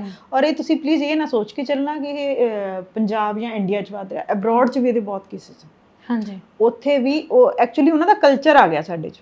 ਇਹ ਥੋੜੇ ਜਿਹੜੇ ਮੈਂ ਤੁਹਾਨੂੰ ਰੀਜ਼ਨ ਦੱਸੂਗੀ ਨਾ ਉਹ ਉਸ ਕੰਟਰੀ ਦੀ ਅਡੈਪਟੇਸ਼ਨ ਦੇ ਕਾਰਨ ਵੀ ਹੋ ਰਿਹਾ, ਠੀਕ ਹੈ। ਤੇ ਇਹ ਉਧਰ ਵੀ ਇੰਨਾ ਹੀ ਜ਼ਿਆਦਾ ਹੈ ਔਰ ਇੰਨਾ ਹੀ ਸਵੇਅਰ ਹੈ। ਔਰ ਇੰਡੀਆ ਦੇ ਵਿੱਚ ਵੀ ਜਿੰਨੇ ਪੇਸ਼ੈਂਟ ਹੁਣ ਮੈਂ ਦੇਖ ਰਹੀ ਹਾਂ, ਕਈ ਵਾਰ ਤਾਂ ਕਈ ਪੇਸ਼ੈਂਟ ਆਉਂਦੇ ਆ ਜਿਹੜੇ ਸਿੰਪਲ ਇਹ ਕਹਿੰਦੇ ਜੀ, ਉਹਨਾਂ ਨੂੰ ਹਿਸਟਰੀ ਲੈਣੀ ਪੈਂਦੀ ਹੈ ਕਿ ਪੇਨਫੁਲ ਪੀਰੀਅਡ, ਹਾਂਜੀ ਮੈਡਮ ਪ੍ਰੋਬਲਮ ਹੁੰਦੀ ਹੈ, ਲੇਕਿਨ ਜਦੋਂ ਅਸੀਂ ਦੇਖਦੇ ਹਾਂ ਕਿ 6 ਮਹੀਨੇ ਪ੍ਰੈਗਨੈਂਸੀ ਨਹੀਂ ਹੋਈ ਜਾਂ 3-4 ਮਹੀਨੇ ਬਾਅਦ ਜਦੋਂ ਮੈਂ ਇੱਕ ਅਲਟਰਾਸਾਊਂਡ ਕਰਵਾਉਂਦੀ ਹਾਂ ਤਾਂ 3rd ਗ੍ਰੇਡ ਤੇ ਵੀ ਪਹੁੰਚੇ ਹੁੰਦੇ ਆ ਐਂਡੋਮੈਟਰੀਓਸਿਸ। ਅੱਛਾ ਜੀ। ਤੇ ਜੇ ਆਪਾਂ ਉੱਦਾਂ ਨਾਰਮਲ ਗੱਲ ਕਰੀਏ, ਹੈ ਨਾ, ਵੀ ਇੱਕ ਤਾਂ ਆਪਾਂ ਹਮੇਸ਼ਾ ਕੰਪੇਅਰ ਕਰਦੇ ਹਾਂ ਕਿ ਜਦੋਂ ਸਾਡੀਆਂ ਮਾਵਾਂ ਦੇ ਟਾਈਮ ਸੀਗੇ ਜਾਂ ਸਾਡੀਆਂ ਦਾਦੀਆਂ ਦੇ, ਵੀ ਉਹਨਾਂ ਨੂੰ ਕਦੀ ਅਸੀਂ ਇਹਨਾਂ ਗੱਲਾਂ ਬਾਰੇ ਨਾ ਤਾਂ ਮਤਲਬ ਗੱਲਬਾਤ ਕਰਦੇ ਦੇਖਿਆ, ਨਾ ਉਹਨਾਂ ਨੂੰ ਕਦੀ ਇੰਨੀਆਂ ਜ਼ਿਆਦਾ ਪ੍ਰੋਬਲਮਸ ਹੀ ਅਸੀਂ ਦੇਖੀਆਂ, ਜਾਂ ਫਿਰ ਇਹ ਸੀਗਾ ਕਿ ਉਦੋਂ ਗੱਲਬਾਤ ਕਰਨ ਦਾ ਰੁਝਾਨ ਹੀ ਨਹੀਂ ਸੀ, ਬਹਿ ਕੇ ਆਪਾਂ ਇੱਦਾਂ ਦੀਆਂ ਗੱਲਾਂ ਬਾਤਾਂ ਆਪਣੇ ਬਜ਼ੁਰਗ ਨਹੀਂ ਕਰਦੇ ਸੀਗੇ। ਤੁਹਾਨੂੰ ਕੀ ਲੱਗਦਾ ਕਿ ਆਪਣੇ ਖਾਣ ਪੀਣ 'ਚ ਕੋਈ ਇਹੋ ਜਿਹਾ ਬਦਲਾਅ ਆਇਆ, ਜਾਂ ਫਿਰ ਸਾਡਾ ਐਟਮੋਸਫੇਅਰ ਇੱਦਾਂ ਦਾ ਹੋ ਗਿਆ ਕਿ ਇਸ ਪ੍ਰੋਬਲਮਸ ਹੁਣ ਸਾਨੂੰ ਜ਼ਿਆਦਾ ਸੁਣਨ ਨੂੰ ਮਿਲ ਰਹੀਆਂ ਨੇ? ਕਿਉਂਕਿ ਜਦੋਂ ਵੀ ਤੁਸੀਂ ਕਿਸੇ ਫੀਮੇਲ ਨਾਲ ਗੱਲ ਕਰੋ, ਕੁਝ ਕੁ ਕਾਮਨ ਚੀਜ਼ਾਂ ਨੇ ਜਿਹੜੀਆਂ ਸਾਰੀਆਂ ਫੀਮੇਲ ਤੁਹਾਨੂੰ ਦੱਸਣਗੀਆਂ ਕਿ ਅਸੀਂ ਇਸ ਚੀਜ਼ ਨਾਲ ਸਫਰ ਕਰ ਰਹੇ ਹਾਂ, ਜਿਵੇਂ ਫੰਗਲ ਇਨਫੈਕਸ਼ਨ ਹੋ ਗਿਆ, ਬਹੁਤ ਕਾਮਨ ਹੋਇਆ ਪਿਆ, ਹੈ ਨਾ, ਤੇ ਆਹ ਜਿਹੜੇ ਪੇਨਫੁਲ ਪੀਰੀਅਡਸ ਨੇ, ਹਰ ਬੱਚੀ, ਮਤਲਬ ਤੁਸੀਂ ਕਿਸੇ ਵੀ ਬੱਚੇ ਨਾਲ ਗੱਲ ਕਰਦੇ ਤਾਂ ਉਹ ਕਹੂਗੀ ਮੈਨੂੰ ਪੇਨ ਹੋ ਰਿਹਾ। ਥੋੜ੍ਹੀਆਂ ਪ੍ਰੋਬਲਮ। ਤੇ ਦੂਜੀ ਚੀਜ਼ ਹੈ ਕਿ ਹਰ ਤੀਜਾ ਕਪਲ ਕਹਿੰਦਾ ਕਿ ਬੱਚਾ ਕਨਸੀਵ ਕਰਨ 'ਚ ਪ੍ਰੋਬਲਮ ਹੋ ਰਹੀ ਆ। ਤਾਂ ਇਹਦਾ ਰੀਜ਼ਨ ਕੀ ਹੋ ਸਕਦਾ ਕਿ ਅਸੀਂ ਹੁਣ ਕਿਉਂ ਇੰਨਾ ਸਫਰ ਕਰ ਰਹੇ ਹਾਂ ਇਹ ਚੀਜ਼ਾਂ ਨਾਲ? ਮੈਮ ਪਹਿਲੀ ਜਿਹੜੀ ਚੀਜ਼ ਮੈਂ ਸਾਰਿਆਂ ਨੂੰ ਸਮਝਾਉਂਦੀ ਹਾਂ ਕਿ ਤੁਸੀਂ ਫੋਰਨ ਨੂੰ ਜ਼ਿਆਦਾ ਅਡੈਪਟ ਕਰ ਲਓ। ਹਾਂਜੀ, ਪਹਿਲੇ ਤੁਸੀਂ ਜਿੰਨੇ ਤੁਸੀਂ ਦੇਖ ਲਓ, ਤੁਹਾਡੇ ਮੰਮਾ ਜਾਂ ਮੇਰੇ ਮਦਰ ਹੈ, ਸਾਡੇ ਘਰ 'ਚ ਟਿਨ ਫੂਡ ਕਿੰਨਾ ਆਉਂਦਾ ਸੀ, ਪੈਕਡ ਫੂਡ ਕਿੰਨਾ ਆਉਂਦਾ ਸੀ, ਈਵਨ ਜੇ ਸਨੈਕਸ ਵੀ ਖਾਂਦੇ ਸੀ ਤਾਂ ਉਹ ਫਰੈਸ਼ ਹੀ ਬਣਦੇ ਸੀ, ਘਰੇ ਬਣਾ ਕੇ ਤੁਸੀਂ ਘਰ ਬਣਾ ਕੇ ਖਾਂਦੇ ਸੀਗੇ।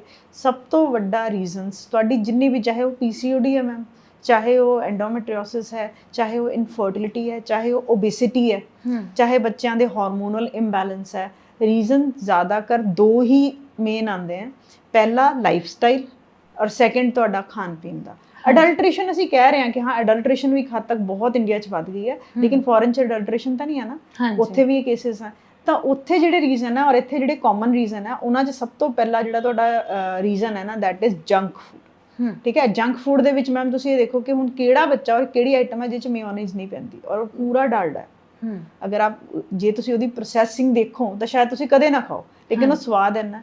ਦੂਸਰਾ, ਜਿੰਨਾ ਤੁਸੀਂ ਇਹ ਦੇਖੋ ਨਾ, ਮੈਂ ਹਮੇਸ਼ਾ ਇੱਕ ਗੱਲ ਕਹਿੰਦੀ ਹੁੰਦੀ ਹਾਂ, ਮੈਂ ਹਰ ਇੰਟਰਵਿਊ 'ਚ ਇਹ ਕਹਿੰਦੀ ਹਾਂ, ਸੀਜ਼ਨਲ ਫਰੂਟ ਖਾਓ, ਇੰਡੀਅਨ ਫਰੂਟ ਖਾਓ, ਕਿਉਂਕਿ ਪਰਮਾਤਮਾ ਨੇ ਵੀ ਇਹ ਚੀਜ਼ਾਂ ਇਸ ਤਰ੍ਹਾਂ ਬਣਾਈਆਂ ਕਿ ਜਿਓਗ੍ਰਾਫੀ ਦੇ ਹਿਸਾਬ ਦੇ ਨਾਲ ਬਣਾਈਆਂ ਕਿ ਇੱਥੇ ਇਹ ਫਲ ਅੱਛਾ ਹੈ, ਇਸ ਏਰੀਆ 'ਚ ਇਹ ਫਲ ਅੱਛਾ ਹੈ। ਤੁਸੀਂ ਹੁਣ ਸਾਰਾ ਜਿਹੜਾ ਖਾਣ ਪੀਣ ਹੈ ਆਲਮੋਸਟ ਤੁਸੀਂ ਚਾਈਨੀਜ਼ ਅਡੈਪਟ ਕਰ ਲਿਓ।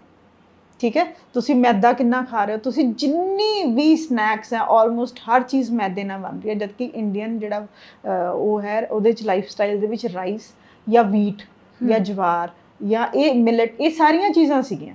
ਅਸੀਂ ਇਹਨਾਂ 'ਚੋਂ ਤਾਂ ਕਿਤੇ ਵੀ ਨਹੀਂ ਜਾ ਰਹੇ। ਬੱਚੇ ਜੋ ਤੁਹਾਡਾ ਹੈ, ਦੂਸਰਾ ਜਿਹੜਾ ਲਾਈਫ ਸਟਾਈਲ ਹੈ, ਸਾਰੇ ਬੱਚੇ ਜਿੰਨੇ ਮਰਜ਼ੀ ਬੱਚੇ ਦੇਖ ਲਓ ਤੁਸੀਂ ਜੀ, ਕੋਈ ਮੇਰੇ ਖਿਆਲ 'ਚ ਸ਼ਾਇਦ ਹੀ 1% ਬੱਚੇ ਆ ਜਿਹੜੇ 9:30 ਹੋ ਜਾਂਦੇ ਆ। 11, 12, 1, 2 ਉਹੀ ਲਾਈਫ ਸਟਾਈਲ ਹੈ। ਮਾਰਨਿੰਗ 'ਚ ਉੱਠ ਕਿੰਨੇ ਵਜੇ ਰਹੇ ਆ ਬੱਚੇ? 9:30 ਵਜੇ, 10 ਵਜੇ, 11 ਵਜੇ। ਇਹ ਚੀਜ਼ਾਂ ਮੈਂ ਹਜੇ ਵੀ ਬਹੁਤ ਜ਼ਿਆਦਾ, ਮੈਂ ਕੱਲ ਪਰਸੋਂ ਵੀ ਮੇਰੇ ਕੋਲ ਇੱਕ ਪੇਸ਼ੈਂਟ ਆਇਆ, ਮੈਂ ਉਹਨਾਂ ਨੂੰ ਕਿਹਾ, ਕਿਉਂਕਿ ਹੁਣ ਮੈਂ ਸਭ ਨੂੰ ਕਹਿਣ ਲੱਗੀ ਕਿ 7 ਵਜੇ ਖਾਣਾ ਖਾ ਲਿਆ ਕਰੋ। ਤਾਂ ਮੈਨੂੰ ਅੰਕਲ ਨੇ ਬੜੀ ਅੱਛੀ ਗੱਲ ਕਹੀ, ਕਹਿੰਦੇ ਬੀਬਾ ਸਾਡੇ ਘਰ ਤਾਂ 6:30 7 ਵਜੇ ਸਭ ਨਿਬੜ ਜਾਂਦਾ। ਅੱਛੀ ਗੱਲ ਹੈ ਨਾ ਜੀ। ਹਾਂਜੀ। ਤਾਂ ਉਹ ਚੀਜ਼ ਤੋਂ ਤੁਸੀਂ ਆਪ ਦੇਖੋ ਕਿ ਤੁਸੀਂ ਵਰਕਿੰਗ ਹੋ, ਸਭ ਘਰ ਹੀ ਇੰਨੇ ਵਜੇ ਪਹੁੰਚ ਰਹੇ ਹੋ, 9-10 ਵਜੇ ਟੀਵੀ ਦੇਖਦੇ ਹੋਏ ਖਾਣਾ। ਹਰ ਇੰਟਰਵਿਊ 'ਚ ਮੈਮ ਜੇ ਬੋਲਣ ਦਾ ਮਤਲਬ ਹੈ ਜੇ ਕੋਈ ਤਾਂ ਸਮਝੇ। ਹਾਂ, ਸਹੀ ਗੱਲ ਹੈ ਨਾ। ਤੁਸੀਂ ਇੱਕ ਵੀ ਪ੍ਰੋਬਲਮ ਨਹੀਂ ਹੈ, ਤੁਸੀਂ ਕਿਸੇ ਵੱਡੇ ਇੰਸਟੀਟਿਊਟ 'ਚ ਜਾ ਕੇ ਦੇਖ ਲਓ, ਸਭ ਤੋਂ ਜ਼ਿਆਦਾ ਹਾਰਟ ਡਿਜ਼ੀਜ਼ਸ ਪੰਜਾਬ 'ਚ ਆ ਗਈ। ਅੱਛਾ ਜੀ। ਡਾਇਬਟੀਜ਼ ਪੰਜਾਬ 'ਚ ਆ ਚੁੱਕੀ ਹੈ ਇੰਨੀ ਜ਼ਿਆਦਾ, ਮਤਲਬ ਕਿ ਇਹ ਸਾਰੀਆਂ ਚੀਜ਼ਾਂ ਖਾਣ ਪੀਣ ਦੇ ਨਾਲ ਖਰਾਬ ਹੋਈਆਂ, ਆਪਣੀ ਸਿਹਤ ਦਾ ਧਿਆਨ ਨਾ ਰੱਖਣ ਕਰਕੇ ਹੋਈਆਂ। ਇਹ ਤੁਹਾਡੇ ਹੱਥ 'ਚ ਹੈ। ਔਰ ਤੁਸੀਂ ਪਲੀਜ਼ ਪੁਰਾਣੇ ਵਾਲੀਆਂ ਚੀਜ਼ਾਂ ਹੀ ਠੀਕ ਸੀ, ਇੰਡੀਅਨ ਫੂਡ ਹੀ ਠੀਕ ਹੈ। ਜਿੰਨਾ ਹੋ ਸਕਦਾ ਟਿਨ ਫੂਡ ਨਹੀਂ ਖਾਣਾ, ਪੈਕਡ ਫੂਡ ਨਹੀਂ ਖਾਣਾ, ਪ੍ਰੋਸੈਸਡ ਫੂਡ ਨਹੀਂ ਖਾਣਾ, ਬੇਕਰੀ ਫੂਡ ਨਹੀਂ ਖਾਣਾ। ਇਹ ਸਾਰੀਆਂ ਚੀਜ਼ਾਂ ਤੋਂ ਬਚੋਗੇ ਤਾਂ ਸ਼ਾਇਦ ਤੁਸੀਂ ਅੱਗੇ ਐਟਲੀਸਟ ਇੰਨਾ ਕਰ ਲਓ ਕਿ ਅਗਲੀ ਜਨਰੇਸ਼ਨ ਨੂੰ ਨਾ ਪਾਸ ਕਰਕੇ ਜਾਓ, ਤੁਸੀਂ ਤਾਂ ਸਫਰ ਕਰ ਹੀ ਰਹੇ ਹੋ। ਬਿਲਕੁਲ। ਤੇ ਜਦੋਂ ਆਪਾਂ ਇਹ ਪ੍ਰੋਬਲਮਸ ਆਪਾਂ ਨੂੰ ਆਉਂਦੀ ਹੈ ਜਾਂ ਆਪਾਂ ਨੂੰ ਪਤਾ ਲੱਗਦਾ ਕਿ ਕੁਝ ਬਾਡੀ 'ਚ ਇਦਾਂ ਦੇ ਚੇਂਜਸ ਆਏ, ਜਿੰਨੇ ਵੀ ਸਾਇੰਸ ਤੁਸੀਂ ਦੱਸੇ ਨੇ, ਹੈ ਨਾ, ਤੇ ਉਸ ਤੋਂ ਬਾਅਦ ਆਪਾਂ ਗਾਇਨੀ ਦੇ ਡਾਕਟਰ ਨੂੰ ਮਿਲਾਂਗੇ ਜਾ ਕੇ, ਜਾਂ ਫਿਰ ਆਪਾਂ ਕਿਸੇ ਵੀ ਮੈਡੀਸਨ ਦੇ ਡਾਕਟਰ ਤੱਕ ਜਿਵੇਂ ਆਪਾਂ ਚਲੇ ਜਾਂਦੇ ਹਾਂ ਕਿ ਮੈਨੂੰ ਬੱਚੇ ਨੂੰ ਤਾਂ ਆਪਾਂ ਆਮ ਹੁਣ 15+ ਹੋ ਜਾਂਦਾ ਤਾਂ ਆਪਾਂ ਮੇਨਲੀ ਮੈਡੀਸਨ ਦੇ ਡਾਕਟਰ ਨੂੰ ਮਿਲਦੇ ਹਾਂ ਜਾ ਕੇ, ਹੈ ਨਾ। ਤਾਂ ਆਪਾਂ ਨੂੰ ਪਹਿਲ ਕਿਹੜੇ ਡਾਕਟਰ ਤੱਕ ਕਰਨੀ ਚਾਹੀਦੀ ਹੈ? ਮੈਮ ਇਹਦੇ ਲਈ ਸਪੈਸ਼ਲੀ ਤੁਹਾਨੂੰ ਗਾਇਨੀ ਦੇ ਡਾਕਟਰ ਕੋਲ ਹੀ ਜਾਣਾ ਚਾਹੀਦਾ ਪਹਿਲਾਂ ਤਾਂ, ਕਿਉਂਕਿ ਬੀਇੰਗ ਅ ਫੀਮੇਲ ਉਹਦੇ ਲਈ ਪੀਰੀਅਡਸ ਦੀ ਹਿਸਟਰੀ ਵੀ ਲੈਣਗੇ। ਜੇ ਅਨਮੈਰਿਡ ਹੈ ਤਾਂ ਸਾਰਾ ਹਿਸਟਰੀ ਤੇ ਅਲਟਰਾਸੋਨੋਗ੍ਰਾਫੀ ਤੋਂ ਪਤਾ ਲੱਗਦਾ ਹੈ। ਜੇ ਮੈਰਿਡ ਹੈ ਤਾਂ ਪੈਲਵਿਕ ਐਗਜ਼ਾਮੀਨੇਸ਼ਨ ਵੀ ਹੁੰਦਾ। ਤਾਂ ਇੱਕ ਫੀਮੇਲ ਡਾਕਟਰ ਨਾਲ ਥੋੜਾ ਕੰਫਰਟ ਜ਼ੋਨ ਹੁੰਦਾ, ਠੀਕ ਹੈ, ਉਹ ਥੋੜਾ ਜਿਹਾ ਤੁਹਾਨੂੰ ਬੈਟਰ ਰਹੇਗਾ ਕਿ ਤੁਸੀਂ ਇੱਕ ਗਾਇਨੋਕੋਲੋਜਿਸਟ ਨਾਲ ਮਿਲੋ ਜਾਂ ਫੀਮੇਲ ਡਾਕਟਰ ਨਾਲ ਮਿਲੋ, ਤਾਂ ਕਿ ਤੁਸੀਂ ਆਪਣੀ ਗੱਲ ਖੁੱਲ੍ਹ ਕੇ ਰੱਖ ਵੀ ਸਕੋ। ਤੇ ਦੂਸਰਾ ਜਿਹੜਾ ਮੇਨ ਤੁਸੀਂ ਕਾਜ਼ ਪੁੱਛੇ ਸੀ, ਇਹ ਤਾਂ ਇੱਕ ਨਾਰਮਲ ਕਾਜ਼ ਹੋ ਗਿਆ ਨਾ ਜੀ। ਇਸ ਤੋਂ ਇਲਾਵਾ ਜਿਹੜੇ ਕਾਜ਼ ਹੁੰਦੇ ਆ ਉਹ ਹੁੰਦੇ ਆ ਕਿ ਰਿਟਰੋਗ੍ਰੇਡ ਮੈਂਸੂਰੇਸ਼ਨ। ਇੱਕ ਪੀਰੀਅਡਸ ਹੁੰਦੇ ਆ ਕਿ ਜਿਹੜੇ ਤੁਹਾਡੇ ਪੀਰੀਅਡਸ ਹੈ ਜਦੋਂ ਆਉਂਦੇ ਆ ਉਹ ਨੀਚੇ ਵਾਲੇ ਰਸਤੇ ਦੀ ਤਰ੍ਹਾਂ ਬਾਹਰ ਆ ਜਾਂਦੇ। ਇਹਦੇ ਵਿੱਚ ਕੀ ਹੁੰਦਾ ਹੈ ਕਿ ਜਿਹੜਾ ਫਲੋ ਹੈ ਉਹ ਬੈਕ ਫਲੋ ਹੁੰਦਾ। ਅੱਛਾ ਜੀ। ਹਾਂਜੀ, ਜਦੋਂ ਉਹ ਬੈਕ ਫਲੋ ਹੁੰਦਾ ਹੈ ਤਾਂ ਉਹ ਜਾ ਕੇ ਤੁਹਾਡੇ ਪਹਿਲਾਂ ਫਿਲੋਪੀਅਨ ਟਿਊਬ, ਫਿਰ ਓਵਰੀਜ਼ ਤੇ, ਫਿਰ ਉਸ ਤੋਂ ਬਾਅਦ ਜਿੱਥੇ ਜਿੱਥੇ ਉਹ ਅਪਰੋਚ ਕਰ ਸਕਦਾ ਉੱਥੇ ਉਹ ਗਰੋ ਕਰਦਾ। ਕਈ ਵਾਰ ਇਹਦਾ ਕੰਜੈਨਿਟਲ ਵੀ ਹੁੰਦਾ ਕਿ ਜੇ ਮਦਰ ਜਾਂ ਸਿਸਟਰ ਦੀ ਹਿਸਟਰੀ ਹੈ ਤਦ ਵੀ ਹੋਣ ਦੇ ਚਾਂਸਸ ਵੱਧ ਜਾਂਦੇ ਆ। ਜ਼ਰੂਰੀ ਨਹੀਂ ਹੋਏਗਾ, ਚਾਂਸਸ ਵੱਧ ਜਾਂਦੇ ਆ, ਕਿਉਂਕਿ ਨਾਰਮਲ ਗਰੋਥ ਹੈ, ਇਹ ਕਿਤੇ ਵੀ ਹੋ ਸਕਦੀ ਹੈ। ਠੀਕ ਹੈ, ਤਾਂ ਫਿਰ ਉਸ ਜਗ੍ਹਾ ਤੇ ਜਦੋਂ ਇਹ ਜੁੜਨਾ ਸ਼ੁਰੂ ਹੁੰਦੇ ਆ। ਫਿਰ ਤੀਸਰਾ ਹੈ ma'am hormonal causes. Hormonal causes ਦਾ ਮੈਂ ਤੁਹਾਨੂੰ ਦੱਸਦੀ ਹਾਂ ਕਿ ਮੇਨ ਚੀਜ਼ ਕੀ ਹੈ ਕਿ ਪਹਿਲਾਂ ਜਿਹੜੇ ਪੀਰੀਅਡ ਸੀਗੇ, ਜਦੋਂ ਮੈਂ ਕੁਝ ਕਹਿੰਦੀ ਹਾਂ ਨਾ ਮੈਮ, ਤਾਂ ਮੇਰਾ ਕੋਈ ਐਕਸਪੀਰੀਅੰਸ ਹੁੰਦਾ ਕਿ ਅਸੀਂ ਕਹਿੰਦੇ ਹਾਂ ਕਿ ਅਸੀਂ ਸੈਕਸ ਐਜੂਕੇਸ਼ਨ ਜਲਦੀ ਦੇਣੀ ਹੈ, ਇਹ ਸਾਰਾ ਕੁਝ ਹੈ, ਉਹ ਗਲਤੀਆਂ ਕਰਕੇ ਹੁਣ ਕੀ ਹੋ ਰਿਹਾ ਕਿ ਬੱਚਿਆਂ ਨੂੰ 8, 9 ਜਾਂ 10 ਸਾਲ ਤੇ ਪੀਰੀਅਡ ਸਟਾਰਟ ਹੋ ਰਹੇ। ਪਹਿਲੇ ਜਿਹੜੇ ਪੀਰੀਅਡ ਸੀ ਉਹ 17 ਸਾਲ ਤੇ ਸ਼ੁਰੂ ਹੁੰਦੇ ਸੀ। ਬੱਚੇ ਦੀ ਮੈਰਿਜ 25 ਤੇ 23, 24 ਤੇ ਹੋ ਜਾਂਦੀ ਸੀ ਤਾਂ ਪ੍ਰੈਗਨੈਂਸੀ ਹੁੰਦੀ ਸੀ, ਪੀਰੀਅਡਸ ਬੰਦ ਵੀ ਹੁੰਦੇ ਸੀ। ਹੁਣ ਤੁਸੀਂ ਇਹ ਦੇਖੋ ਕਿ ਪੀਰੀਅਡਸ ਦੀ ਜਿਹੜਾ ਡਿਊਰੇਸ਼ਨ ਹੈ ਉਹ 10 ਸਾਲ ਤੋਂ ਲੈ ਕੇ 45 ਜਾਂ 50 ਹੋ ਗਿਆ। ਪਹਿਲਾਂ ਉਹ ਡਿਊਰੇਸ਼ਨ ਵੀ ਘੱਟ ਸੀ। ਤਾਂ ਹੁਣ ਜਿੰਨਾ ਉਹ ਮਤਲਬ ਕਿ ਜਿਹੜੇ ਪੇਸ਼ੈਂਟ ਦੇ ਐਸਟ੍ਰੋਜਨ ਪ੍ਰੋਜੈਸਟਰੋਨ ਹਾਇਰ ਲੈਵਲ ਤੇ ਹੋਣਗੇ, ਉਹਨਾਂ ਦੇ ਵਿੱਚ ਵੀ ਇਹਦੀ ਗਰੋਥ ਹੋਣ ਦੇ ਚਾਂਸਸ ਜ਼ਿਆਦਾ ਹੋ ਜਾਂਦੇ ਆ। ਤੀਸਰਾ ਮੈਂ ਤੁਹਾਨੂੰ এনवायरमेंटल ਦੱਸਤਾ ਕਿ ਜਿੱਦਾਂ ਤੁਸੀਂ ਕਹਿ ਰਹੇ ਹੋ ਕਿ ਨਾਰਮਲੀ ਅਸੀਂ ਜਿਹੜਾ ਜੰਕ ਖਾ ਰਹੇ ਹਾਂ ਜਾਂ ਟਿਨ ਫੂਡ ਖਾ ਰਹੇ ਹਾਂ, ਬੇਕਰੀ ਪ੍ਰੋਡਕਟ ਜਿੱਦਾਂ ਤੁਸੀਂ ਕਹਿ ਲਓ ਕਿ ਜਿਹਦੇ 'ਚ ਯੀਸਟ ਪੈਂਦਾ, ਜਿੱਦਾਂ ਖਮੀਰ ਵਾਲੇ ਬ੍ਰੈਡ ਹੋ ਗਿਆ, ਔਰ ਜਿੱਦਾਂ ਤੁਸੀਂ ਕਹਿ ਲਓ ਕਿ ਤੁਹਾਡੇ ਪੇਸਟਰੀਜ਼ ਹੋ ਗਿਆ ਔਰ ਪੈਟੀਜ਼ ਹੋ ਗਿਆ, ਇਹ ਸਾਰੀਆਂ ਚੀਜ਼ਾਂ ਨੂੰ ਤੁਹਾਨੂੰ ਅਵੋਇਡ ਕਰਨਾ ਚਾਹੀਦਾ ਕਿਉਂਕਿ ਇਹ ਕਿਤੇ ਨਾ ਕਿਤੇ ਟ੍ਰਿਗਰ ਕਰਦੇ ਆ। ਠੀਕ ਹੈ। ਇਨਫਲੇਮੇਸ਼ਨ ਕਦੋਂ ਹੁੰਦੀ ਹੈ? ਇਨਫਲੇਮੇਸ਼ਨ ਉਦੋਂ ਹੁੰਦੀ ਹੈ ਕਿ ਜਦੋਂ ਤੁਸੀਂ ਬਾਹਰੋਂ ਕੋਈ ਆਊਟਸੋਰਸ ਕਰਦੇ ਹੋ ਜਾਂ ਅੰਦਰ ਕੋਈ ਇਨਫੈਕਸ਼ਨ ਹੋਏ। ਠੀਕ ਹੈ, ਉਹ ਚੀਜ਼ ਜਾਂ ਤਾਂ ਤੁਸੀਂ ਬਾਹਰੋਂ ਭੇਜੋਗੇ ਜਾਂ ਫਿਰ ਉਹ ਇੰਟਰਨਲੀ ਕੋਈ, ਔਰ ਉਸ ਤੋਂ ਇਲਾਵਾ ਜੇ ਕਿਸੇ ਦੀ ਕੋਈ ਇੰਜਰੀ ਦੀ ਹਿਸਟਰੀ ਹੈ, ਜਦੋਂ ਵੀ ਕਿਸੇ ਬੱਚੇ ਦੇ, ਸਪੈਸ਼ਲੀ ਗਰਲਸ ਦੇ, ਕਿਉਂਕਿ ਅੱਜ ਕੱਲ੍ਹ ਗੇਮਸ ਵੀ ਬਹੁਤ ਜ਼ਿਆਦਾ ਹੈ ਜੀ, ਹੈ ਨਾ, ਜਦੋਂ ਬੱਚਾ ਕੋਈ ਸਪੋਰਟਸ 'ਚ ਹੈ ਜਾਂ ਕਿਸੇ ਵੀ ਚੀਜ਼ 'ਚ ਹੈ, ਨਾਰਮਲੀ ਜੇ ਕਦੇ ਕਿਸੇ ਬੱਚੀ ਨੂੰ ਕੋਈ ਲੱਗਦਾ ਹੈ ਕਿ ਪੈਲਵਿਕ ਇੰਜਰੀ ਹੋਈ ਹੈ ਤਾਂ ਇਮੀਡੀਏਟਲੀ ਡਾਕਟਰ ਨੂੰ ਦਿਖਾਓ, ਚ ਹੈਜ਼ਿਟੇਟ ਨਹੀਂ ਕਰਨਾ ਕਿ ਤੂੰ ਸਿਰਫ ਮੈਡੀਸਿਨ ਖਾ ਕੇ ਉਹ ਕਰ ਲੈ। ਠੀਕ ਹੈ, ਇਹ ਚੀਜ਼ ਵੀ ਇੰਪੋਰਟੈਂਟ ਹੈ। ਉਸ ਤੋਂ ਬਾਅਦ ਜਿਨ੍ਹਾਂ ਦੇ ਪ੍ਰੀਵੀਅਸ ਸਿਜ਼ੇਰੀਅਨ ਹੁੰਦੇ ਆ, ਪ੍ਰੀਵੀਅਸ ਸਿਜ਼ੇਰੀਅਨ ਦਾ ਜਿਹੜਾ ਸਕਾਰ ਹੈ ਉਸ ਤੋਂ ਵੀ ਇਹ ਚੀਜ਼ ਹੋ ਸਕਦੀ ਹੈ ਕਿ ਜਿਹੜੇ ਪੇਸ਼ੈਂਟ ਨੂੰ PID ਦੀ ਪ੍ਰੋਬਲਮ, ਯਾਨੀ ਕਿ ਜਿਹਨੂੰ ਇਨਫੈਕਸ਼ਨ ਬਹੁਤ ਜ਼ਿਆਦਾ ਰਹਿੰਦਾ, ਜਿੱਦਾਂ ਮੈਂ ਪਿਛਲੀ ਵਾਰ ਵੀ ਕਿਹਾ ਸੀ ਕਿ ਪੈਪ ਸਮੀਅਰ ਕਰਵਾਉਣਾ ਹੈ, ਤਾਂ ਉਹ ਪੇਸ਼ੈਂਟਸ ਨੂੰ ਵੀ ਅੱਗੇ ਜਾ ਕੇ ਇਹ ਨਹੀਂ ਹੈ ਕਿ ਜੇ ਪ੍ਰੈਗਨੈਂਸੀ ਹੋ ਗਈ ਉਸ ਤੋਂ ਬਾਅਦ ਨਹੀਂ ਹੋ ਸਕਦਾ। ਤਾਂ ਤੁਸੀਂ ਕਾਈਂਡਲੀ ਆਪਣਾ ਰੂਟੀਨ ਜ਼ਰੂਰ ਅੱਛਾ ਕਰੋ, ਹਾਈਜੀਨ ਦਾ ਧਿਆਨ ਰੱਖੋ, ਆਪਣੀ ਸਿਹਤ ਦਾ ਧਿਆਨ ਰੱਖੋ, ਜੰਕ ਅਵੋਇਡ ਕਰੋ, ਸ਼ਾਇਦ ਤੁਸੀਂ ਇਹਨਾਂ ਚੀਜ਼ਾਂ ਤੋਂ ਬਚ ਸਕੋ। ਯੋਗਾ ਮੈਡੀਟੇਸ਼ਨ ਨੂੰ ਆਪਣੀ ਲਾਈਫ 'ਚ ਇਨਕਲੂਡ ਕਰੋ। ਹਾਂਜੀ, ਤੇ ਇਹਦੇ ਲਈ ਕਿਹੜੇ ਟੈਸਟ ਕਰਵਾਏ ਜਾਂਦੇ ਆ? ਤੇ ਜੇ ਮੰਨ ਲਓ ਆਪਾਂ ਉਹ ਜਾ ਕੇ, ਆਪਾਂ ਨੂੰ ਇਦਾਂ ਦੇ ਕੋਈ ਸਾਇੰਸ ਹੈਗੇ ਆ, ਆਪਾਂ ਜਾ ਕੇ ਟੈਸਟ ਕਰਵਾਉਣੇ ਆ ਤੇ ਉਹਨਾਂ 'ਚ ਇਹ ਚੀਜ਼ ਪੋਜ਼ਿਟਿਵ ਨਹੀਂ ਆਉਂਦੀ, ਨਹੀਂ ਹੈਗਾ ਆਪਾਂ ਨੂੰ ਇਦਾਂ ਦੀ ਕੋਈ ਪ੍ਰੋਬਲਮ, ਤਾਂ ਆਪਾਂ ਨੂੰ ਰੈਗੂਲਰ ਵੀ ਟੈਸਟ ਜਿਹੜੇ ਕਰਾਉਂਦੇ ਰਹਿਣੇ ਚਾਹੀਦੇ ਨੇ? ਪਹਿਲਾਂ ਤਾਂ ਮੈਂ ਚਾਹੁੰਦੀ ਕਿ ਤੁਸੀਂ ਦੱਸੋ ਕਿ ਕਿਹੜੇ ਟੈਸਟ ਹੁੰਦੇ ਆ, ਹੈ ਨਾ ਮੈਮ। ਇੱਕ ਤਾਂ ਮੈਂ ਤੁਹਾਨੂੰ ਇਹ ਜ਼ਰੂਰ ਦੱਸਣਾ ਚਾਹੁੰਦੀ ਹਾਂ ਕਿ ਚਾਹੇ ਮੇਰਾ ਇੰਟਰਵਿਊ ਦੇਖੋ, ਚਾਹੇ ਤੁਸੀਂ ਗੂਗਲ ਜਾਓ, ਚਾਹੇ ਤੁਸੀਂ ਕਿਸੇ ਵੀ ਸੋਰਸ ਤੋਂ ਜਾਓ, ਲੇਕਿਨ ਸੈਲਫ ਟੈਸਟਿੰਗ ਥੋੜੀ ਅਵੋਇਡ ਕਰਿਆ ਕਰੋ, ਕਿਉਂਕਿ ਡਾਕਟਰ ਨੂੰ ਪਤਾ ਤੁਹਾਨੂੰ ਕੀ ਸਿੰਪਟਮ ਹੈ। ਪਹਿਲੀ ਗੱਲ ਤਾਂ ਜਦੋਂ ਤੁਸੀਂ ਵੀ ਕਿਸੇ ਡਾਕਟਰ ਕੋਲ ਜਾਂਦੇ ਹੋ ਤੁਹਾਡੀ ਹਿਸਟਰੀ ਲਏਗਾ। ਹਾਂਜੀ। ਸੈਕਿੰਡ, ਅਗਰ ਪੇਸ਼ੈਂਟ ਮੈਰਿਡ ਹੈ ਤਾਂ ਪੈਲਵਿਕ ਐਗਜ਼ਾਮੀਨੇਸ਼ਨ ਹੁੰਦਾ, ਇੰਟਰਨਲ ਚੈੱਕਅਪ ਹੁੰਦਾ। ਉਸ ਤੋਂ ਬਾਅਦ ਅਲਟਰਾਸੋਨੋਗ੍ਰਾਫੀ ਹੁੰਦੀ ਹੈ। ਠੀਕ ਹੈ, ਉਸ ਤੋਂ ਬਾਅਦ ਜੇ ਅਲਟਰਾਸੋਨੋਗ੍ਰਾਫੀ 'ਚ ਐਂਡੋਮੈਟ੍ਰੀਓਸਿਸ ਆਉਂਦਾ ਤਾਂ ਕਈ ਵਾਰ CT MRI ਵੀ ਕਰਵਾਉਣੀ ਪੈਂਦੀ ਹੈ ਸਾਨੂੰ ਗ੍ਰੇਡਿੰਗ ਦੇਖਣ ਲਈ ਕਿ ਫਸਟ, ਸੈਕਿੰਡ, ਥਰਡ ਕਿੱਥੇ ਤੱਕ ਉਹ ਪੇਸ਼ੈਂਟ ਪਹੁੰਚ ਚੁੱਕਿਆ। ਠੀਕ ਹੈ, ਔਰ ਉਸ ਤੋਂ ਬਾਅਦ ਜਿਹੜੇ ਮੇਨ ਚੀਜ਼ ਹੈ ਉਹਦੇ 'ਚ ਇੱਕ CA-125 ਟੈਸਟ ਹੁੰਦਾ ਔਰ ਇੱਕ ਐਂਟੀ ਮਲੇਰੀਅਨ ਹਾਰਮੋਨ ਕਿ ਕਿੰਨਾ ਰਿਜ਼ਰਵ ਹੈ ਕਿ ਪੇਸ਼ੈਂਟ ਅੱਗੇ ਕਨਸੀਵ, ਕਿਉਂਕਿ ਮੇਨ ਜਿਹੜਾ ਇਹਦਾ ਕੰਸਰਨ ਹੈ ਨਾ, ਉਹ ਪੇਸ਼ੈਂਟ ਸਾਡੇ ਕੋਲ ਅਪਰੋਚ ਇਨਫਰਟੀਲਿਟੀ ਲਈ ਕਰਦਾ ਜੀ, ਬਿਲਕੁਲ, ਹੈ ਨਾ। ਤਾਂ ਉਹਦੇ 'ਚ ਸਾਨੂੰ ਇਹ ਪੇਸ਼ੈਂਟ ਨੂੰ ਦੇਖਣਾ ਪੈਂਦਾ। ਉਸ ਤੋਂ ਅੱਗੇ ਤਾਂ ਚਲੋ ਦੇਖੋ ਲੈਪਰੋ ਦੇ ਨਾਲ ਲੀਜਨਸ ਵਗੈਰਾ ਦੇਖਣਾ, ਉਹ ਅੱਗੇ ਐਡਵਾਂਸ 'ਚ ਚਲਾ ਜਾਂਦਾ। ਬੇਸਿਕ ਇਹ ਚੀਜ਼ਾਂ ਹੈ, ਲੇਕਿਨ ਜਦੋਂ ਤੁਸੀਂ ਆਪਣੇ ਆਪ ਹੀ ਸੈਲਫ ਕਰਦੇ ਹੋ, ਉਹਦੇ 'ਚ ਕੋਈ ਗੜਬੜ ਆਉਂਦੀ ਹੈ, ਫਿਰ ਤੁਸੀਂ ਥੋੜਾ ਟੈਨਸ਼ਨ ਚਾਹੋਗੇ। ਲੈਟ ਦ ਡਾਕਟਰ ਜੱਜ ਕਿ ਤੁਹਾਨੂੰ ਇਹ ਪ੍ਰੋਬਲਮ ਹੈ ਜਾਂ ਨਹੀਂ। ਤੇ ਜਿਵੇਂ ਮੈਂ ਨਾ 2 ਸਾਲ ਪਹਿਲਾਂ ਕਿਸੇ ਨੂੰ ਮਿਲੀ ਸੀਗੀ ਜਿਨ੍ਹਾਂ ਨੂੰ ਕੈਂਸਰ ਸੀਗਾ, ਸਰਵੀਕਲ ਕੈਂਸਰ ਸੀਗਾ, ਤੇ ਉਹ ਕਹਿੰਦੇ ਕਿ ਮੈਨੂੰ ਪਤਾ ਵੀ ਸੀਗਾ, ਮੈਨੂੰ 2 ਸਾਲ ਤੋਂ ਸਾਈਨਸ ਆ ਰਹੇ ਸੀਗੇ, ਮੈਂ ਡਰਦੀ ਸੀ ਕਿ ਮੈਂ ਘਰੇ ਕਿਹਨੂੰ ਕਵਾਂ, ਹੈ ਨਾ। ਤੇ ਉਸ ਚੱਕਰ 'ਚ ਉਹਨਾਂ ਨੇ ਆਪਣੀ ਪ੍ਰੋਬਲਮ ਨੂੰ ਇੰਨਾ ਵਧਾ ਲਿਆ ਕਿ ਜਦੋਂ ਤੱਕ ਉਹ PGI ਪਹੁੰਚੇ ਉਹ 4th ਸਟੇਜ 'ਤੇ ਸੀਗੇ। ਚਲੋ ਪਰਮਾਤਮਾ ਦੀ ਮਿਹਰ ਹੋਈ ਕਿ ਉਹ ਰਿਕਵਰ ਕਰ ਗਏ। ਤੇ ਮੈਨੂੰ ਲੱਗਦਾ ਕਿ ਬਹੁਤ ਸਾਰੀਆਂ ਜਨਾਨੀਆਂ ਡਾਕਟਰ ਕੋਲ ਇਸ ਲਈ ਨਹੀਂ ਜਾਂਦੀਆਂ ਕਿ ਕਿਤੇ ਮੇਰਾ ਟੈਸਟ ਪੋਜ਼ਿਟਿਵ ਨਾ ਆ ਜਾਵੇ, ਹੈ ਨਾ। ਉਹ ਚਾਹੇ ਕੋਈ ਵੀ ਪ੍ਰੋਬਲਮ ਆ, ਉਹਨਾਂ ਨੂੰ ਬਹੁਤ ਡਰ ਲੱਗਦਾ।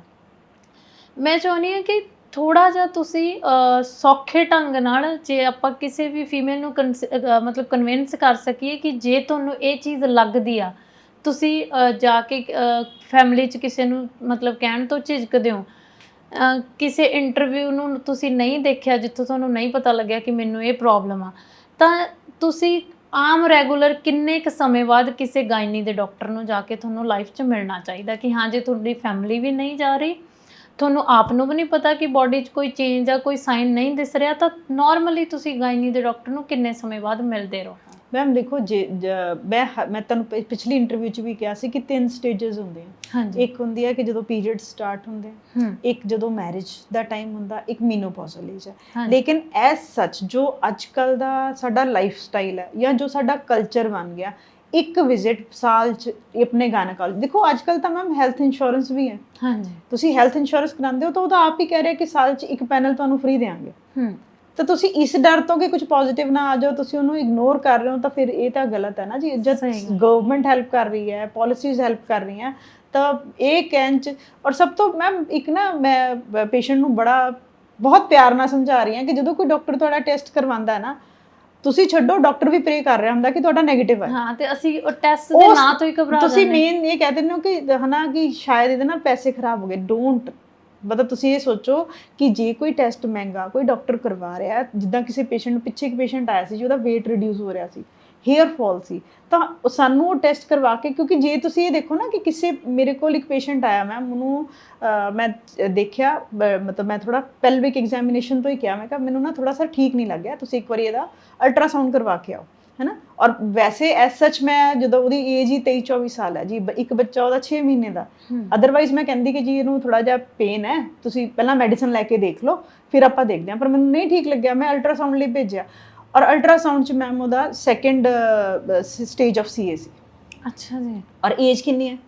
23। ਹੁਣ ਤੁਸੀਂ ਇਹ ਜੇ ਕਹੋ ਕਿ ਡਾਕਟਰ ਹਰ ਤੀਸਰੇ ਪੇਸ਼ੈਂਟ ਦਾ ਲਿਖ ਰਹੇ ਆ, ਤਾਂ ਕੋਈ ਰੀਜ਼ਨ ਹੈ ਮੈਮ। ਜੇ ਤੁਹਾਡਾ ਨਾਰਮਲ ਆਂਦਾ ਤਾਂ ਗ੍ਰੇਸ ਆਫ ਗੋਡ। ਸਹੀ ਗੱਲ ਹੈ, ਮੈਂ ਉਹੀ ਕਹਿੰਦੀ, ਕਈ ਕਹਿੰਦੇ ਪੈਸੇ ਖਰਾਬ ਹੋ ਗਏ, ਕੁਝ ਆਇਆ ਤਾਂ ਹੈ। ਜ਼ਰੂਰੀ ਨਹੀਂ ਹੈ ਕਿ ਮੈਡਮ ਹਜ਼ਾਰਾਂ ਚੋਂ ਇੱਕ ਜਾਂ ਦੋ ਹੀ ਪੋਜ਼ਿਟਿਵ ਆਣਗੇ, ਔਰ ਉਹਨਾਂ ਨੂੰ ਟਾਈਮ ਤੇ ਸਹੀ ਜਗ੍ਹਾ ਪਹੁੰਚਾਉਣਾ ਸਾਡੀ ਡਿਊਟੀ ਵੀ ਬਣਦੀ ਹੈ।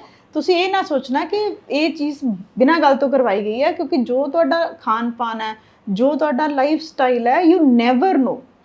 ਅਸੀਂ ਕਿਸੇ ਪੇਸ਼ੈਂਟ, ਇੱਕ ਜਿਹਦੀ ਫਸਟ ਸਟੇਜ ਆ, ਉਹ ਤਾਂ ਟੋਟਲ ਹੈਲਦੀ ਆਏਗਾ ਜੀ। ਹਾਂਜੀ। ਪਰ ਹੁਣ ਕੱਲ ਵੀ ਮੇਰੇ ਕੋਲ ਪੇਸ਼ੈਂਟ ਆਈ ਹੈ, ਉਹਨੂੰ ਮੈਂ ਬਸ ਇੱਕੋ ਵਾਰੀ ਕਿਹਾ ਕਿ ਮੈਂ ਕਿਹਾ ਬੱਚੇ ਮੈਨੂੰ ਥੋੜਾ ਜਿਹਾ ਲੱਗ ਰਿਹਾ, ਤੁਸੀਂ ਜਾ ਕੇ ਬ੍ਰੈਸਟ ਦੀ ਮੈਮੋਗ੍ਰਾਫੀ ਕਰਵਾ ਲਓ। ਸ਼ੀ ਸੈਡ ਕਿ ਓਕੇ। ਕੋਈ ਮੈਡੀਸਨ ਨਹੀਂ ਦਿੱਤੀ, ਕਿਉਂਕਿ ਜਿੱਥੇ ਸਾਨੂੰ ਲੱਗਦਾ ਹੈ ਨਾ ਕਿ ਇਹ ਪ੍ਰੋਬਲਮ ਹੋ ਸਕਦੀ ਹੈ, ਪਰ ਪ੍ਰੇ ਸਾਡੀ ਇਹੀ ਹੁੰਦੀ ਹੈ ਕਿ ਇਹਦਾ ਨੈਗੇਟਿਵ ਹੈ। ਹਾਂ ਬਿਲਕੁਲ, ਹੈ ਨਾ। ਜਿਹਦਾ ਪੋਜ਼ਿਟਿਵ ਆਇਆ, ਉਹਦੀ ਫੈਮਿਲੀ ਤੇ ਜੋ ਅਸਰ ਹੁੰਦਾ ਔਰ ਉਹਦਾ ਜਿਹੜੀ ਲਾਈਫ ਚੇਂਜ ਹੁੰਦੀ ਹੈ, ਤੁਸੀਂ ਨਹੀਂ ਜਾਣ ਸਕਦੇ ਕੀ ਪ੍ਰੋਬਲਮ ਹੈ। ਇਹ ਜਿਹੜੇ ਥੋੜੇ ਜਿਹੇ ਟੈਸਟ ਡਾਕਟਰ ਕਹਿੰਦੇ ਆ, ਇਹ ਤੁਹਾਡੇ ਫਾਇਦੇ ਲਈ ਹੀ ਕਹਿੰਦੇ ਆ। ਔਰ ਕਾਈਂਡਲੀ, ਜੇ ਤੁਸੀਂ ਦੇਖੋ, ਅਸੀਂ ਕਿਸੇ ਦੀ ਮਦਦ ਕਰਨ ਲੱਗਿਆ ਨਹੀਂ ਸੋਚਦੇ, ਹੈ ਨਾ, ਕਿਸੇ ਦੀ ਮੈਰਿਜ ਹੈ ਉੱਥੇ ਖਰਚਣ ਲੱਗਿਆ ਨਹੀਂ ਸੋਚਦੇ, ਜਿੱਥੇ ਸਾਡੀ ਆਪਣੀ ਲਾਈਫ, ਸਿਹਤ ਦੀ ਗੱਲ ਹੈ ਨਾ, ਉੱਥੇ ਅਸੀਂ ਨਿੱਕੀ ਜਿਹੀ ਗੱਲ ਤੇ ਕਿ ਟੈਸਟ 2000 ਦਾ ਹੈ, 1000 ਦਾ ਹੈ, ਅਸੀਂ ਉੱਥੇ ਰੁਕ ਜਾਂਦੇ ਹਾਂ। ਤਾਂ ਕਾਈਂਡਲੀ, ਜਿਸ ਬੋਡੀ ਨੇ ਤੁਹਾਨੂੰ ਸਾਰਾ ਕੁਝ ਇੰਜੋਏ ਕਰਵਾਉਣਾ ਹੈ, ਜੇ ਉਹਦੇ ਤੇ ਥੋੜਾ ਜਿਹਾ ਜੇ ਉਹਦਾ ਧਿਆਨ ਰੱਖੋਗੇ ਤਾਂ ਮੈਨੂੰ ਨਹੀਂ ਲੱਗਦਾ। ਔਰ ਜੇ ਤੁਹਾਡੀ ਟੈਸਟ ਨਾਰਮਲ ਆਉਂਦੇ ਤਾਂ ਡਾਕਟਰ ਰੂਟੀਨ ਚੇਂਜ ਕਰਨ ਲਈ ਕਹਿ ਦੇਣਗੇ। ਜੇ ਪ੍ਰੋਬਲਮ ਆਉਂਦੀ ਹੈ ਤਾਂ ਇਮੀਡੀਏਟਲੀ ਤੁਸੀਂ ਠੀਕ ਹੋ ਸਕਦੇ। ਹਾਂਜੀ। ਤੇ ਜੇ ਟੈਸਟ ਆਪਣਾ ਪੋਜ਼ਿਟਿਵ ਆ ਜਾਂਦਾ ਹੈ ਨਾ, ਵੀ ਡਾਕਟਰ ਆਪਾਂ ਨੂੰ ਦੱਸਦੇ ਆ ਕਿ ਤੁਹਾਨੂੰ ਪ੍ਰੋਬਲਮ ਹੋ ਚੁੱਕੀ ਆ, ਤੇ ਇਹਦਾ ਇਲਾਜ ਕੀ ਆ? ਥਰੂ ਮੈਡੀਸਨ ਹੈ, ਜਾਂ ਕੋਈ ਥੈਰੇਪੀਜ਼ ਹੁੰਦੀਆਂ ਨੇ, ਜਾਂ ਫਿਰ ਸਰਜਰੀਜ਼ ਦੇ ਥਰੂ ਹੈ? ਐਂਡੋਮੈਟ੍ਰੀਓਸਿਸ ਦੀ, ਐਂਡੋਮੈਟ੍ਰੀਓਸਿਸ 'ਚ ਮੈਮ 3 ਤੋਂ 4 ਸਟੇਜਸ ਹੁੰਦੀਆਂ। ਹਾਂਜੀ। ਠੀਕ ਹੈ। ਇਹਦੇ 'ਚ ਮੇਨ ਚੀਜ਼ ਹੈ ਕਿ ਪੇਸ਼ੈਂਟ ਸਾਨੂੰ ਅਪਰੋਚ ਕਦੋਂ ਕੀਤਾ। ਜੇ ਤਾਂ ਜਿੱਦਾਂ ਮੈਂ ਤੁਹਾਨੂੰ ਕਿਹਾ ਕਿ ਤੁਹਾਡੀ ਥੋੜੀ ਜਿਹੀ ਅਵੇਅਰਨੈਸ ਹੈ, ਕਾਈਂਡਲੀ ਜੇ ਤੁਹਾਨੂੰ ਮੇਰੀ ਵੀਡੀਓ ਜ਼ਰਾ ਵੀ ਅੱਛੀ ਲੱਗ ਰਹੀ ਹੈ, ਤੁਹਾਨੂੰ ਜਿੰਨੇ ਸਿੰਪਟਮ ਮੈਂ ਦੱਸੇ ਇਹਨਾਂ 'ਚੋਂ 2 ਤੋਂ 3 ਵੀ ਹੈ ਨਾ, ਤੇ ਇੱਕ ਗਾਇਨੋਕੋਲੋਜਿਸਟ ਨੂੰ ਮਿਲੋ, ਇੱਕ ਅਲਟਰਾਸਾਊਂਡ ਜ਼ਰੂਰ ਕਰਵਾ ਲਓ ਜੇ ਤੁਸੀਂ ਵੱਡੀਆਂ ਚੀਜ਼ਾਂ 'ਚ ਨਹੀਂ ਵੀ ਜਾਣਾ ਚਾਹੁੰਦੇ। ਜੇ ਉਹਦੇ 'ਚ ਕੋਈ ਪ੍ਰੋਬਲਮ ਆਉਂਦੀ ਹੈ, ਓਨਲੀ ਦੈਨ ਫਿਰ ਅੱਗੇ ਹੋ ਸਕਦਾ। ਇਹਦੇ 'ਚ ਮੈਮ ਜਿਹੜੀ ਮੇਨ ਚੀਜ਼ ਹੈ ਕਿ ਪਹਿਲਾਂ ਪਰਹੇਜ਼। ਐਂਡੋਮੈਟ੍ਰੀਓਸਿਸ ਦੇ ਲਈ ਨਾ ਮੈਮ ਪਹਿਲਾਂ ਜਿਹੜਾ ਮੇਨ ਚੀਜ਼ਾਂ ਹੈ, ਮੈਂ ਤੁਹਾਨੂੰ ਦੱਸਿਆ, ਇਨਫਲੇਮੇਸ਼ਨ ਹੁੰਦੀ ਹੈ। ਠੀਕ ਹੈ।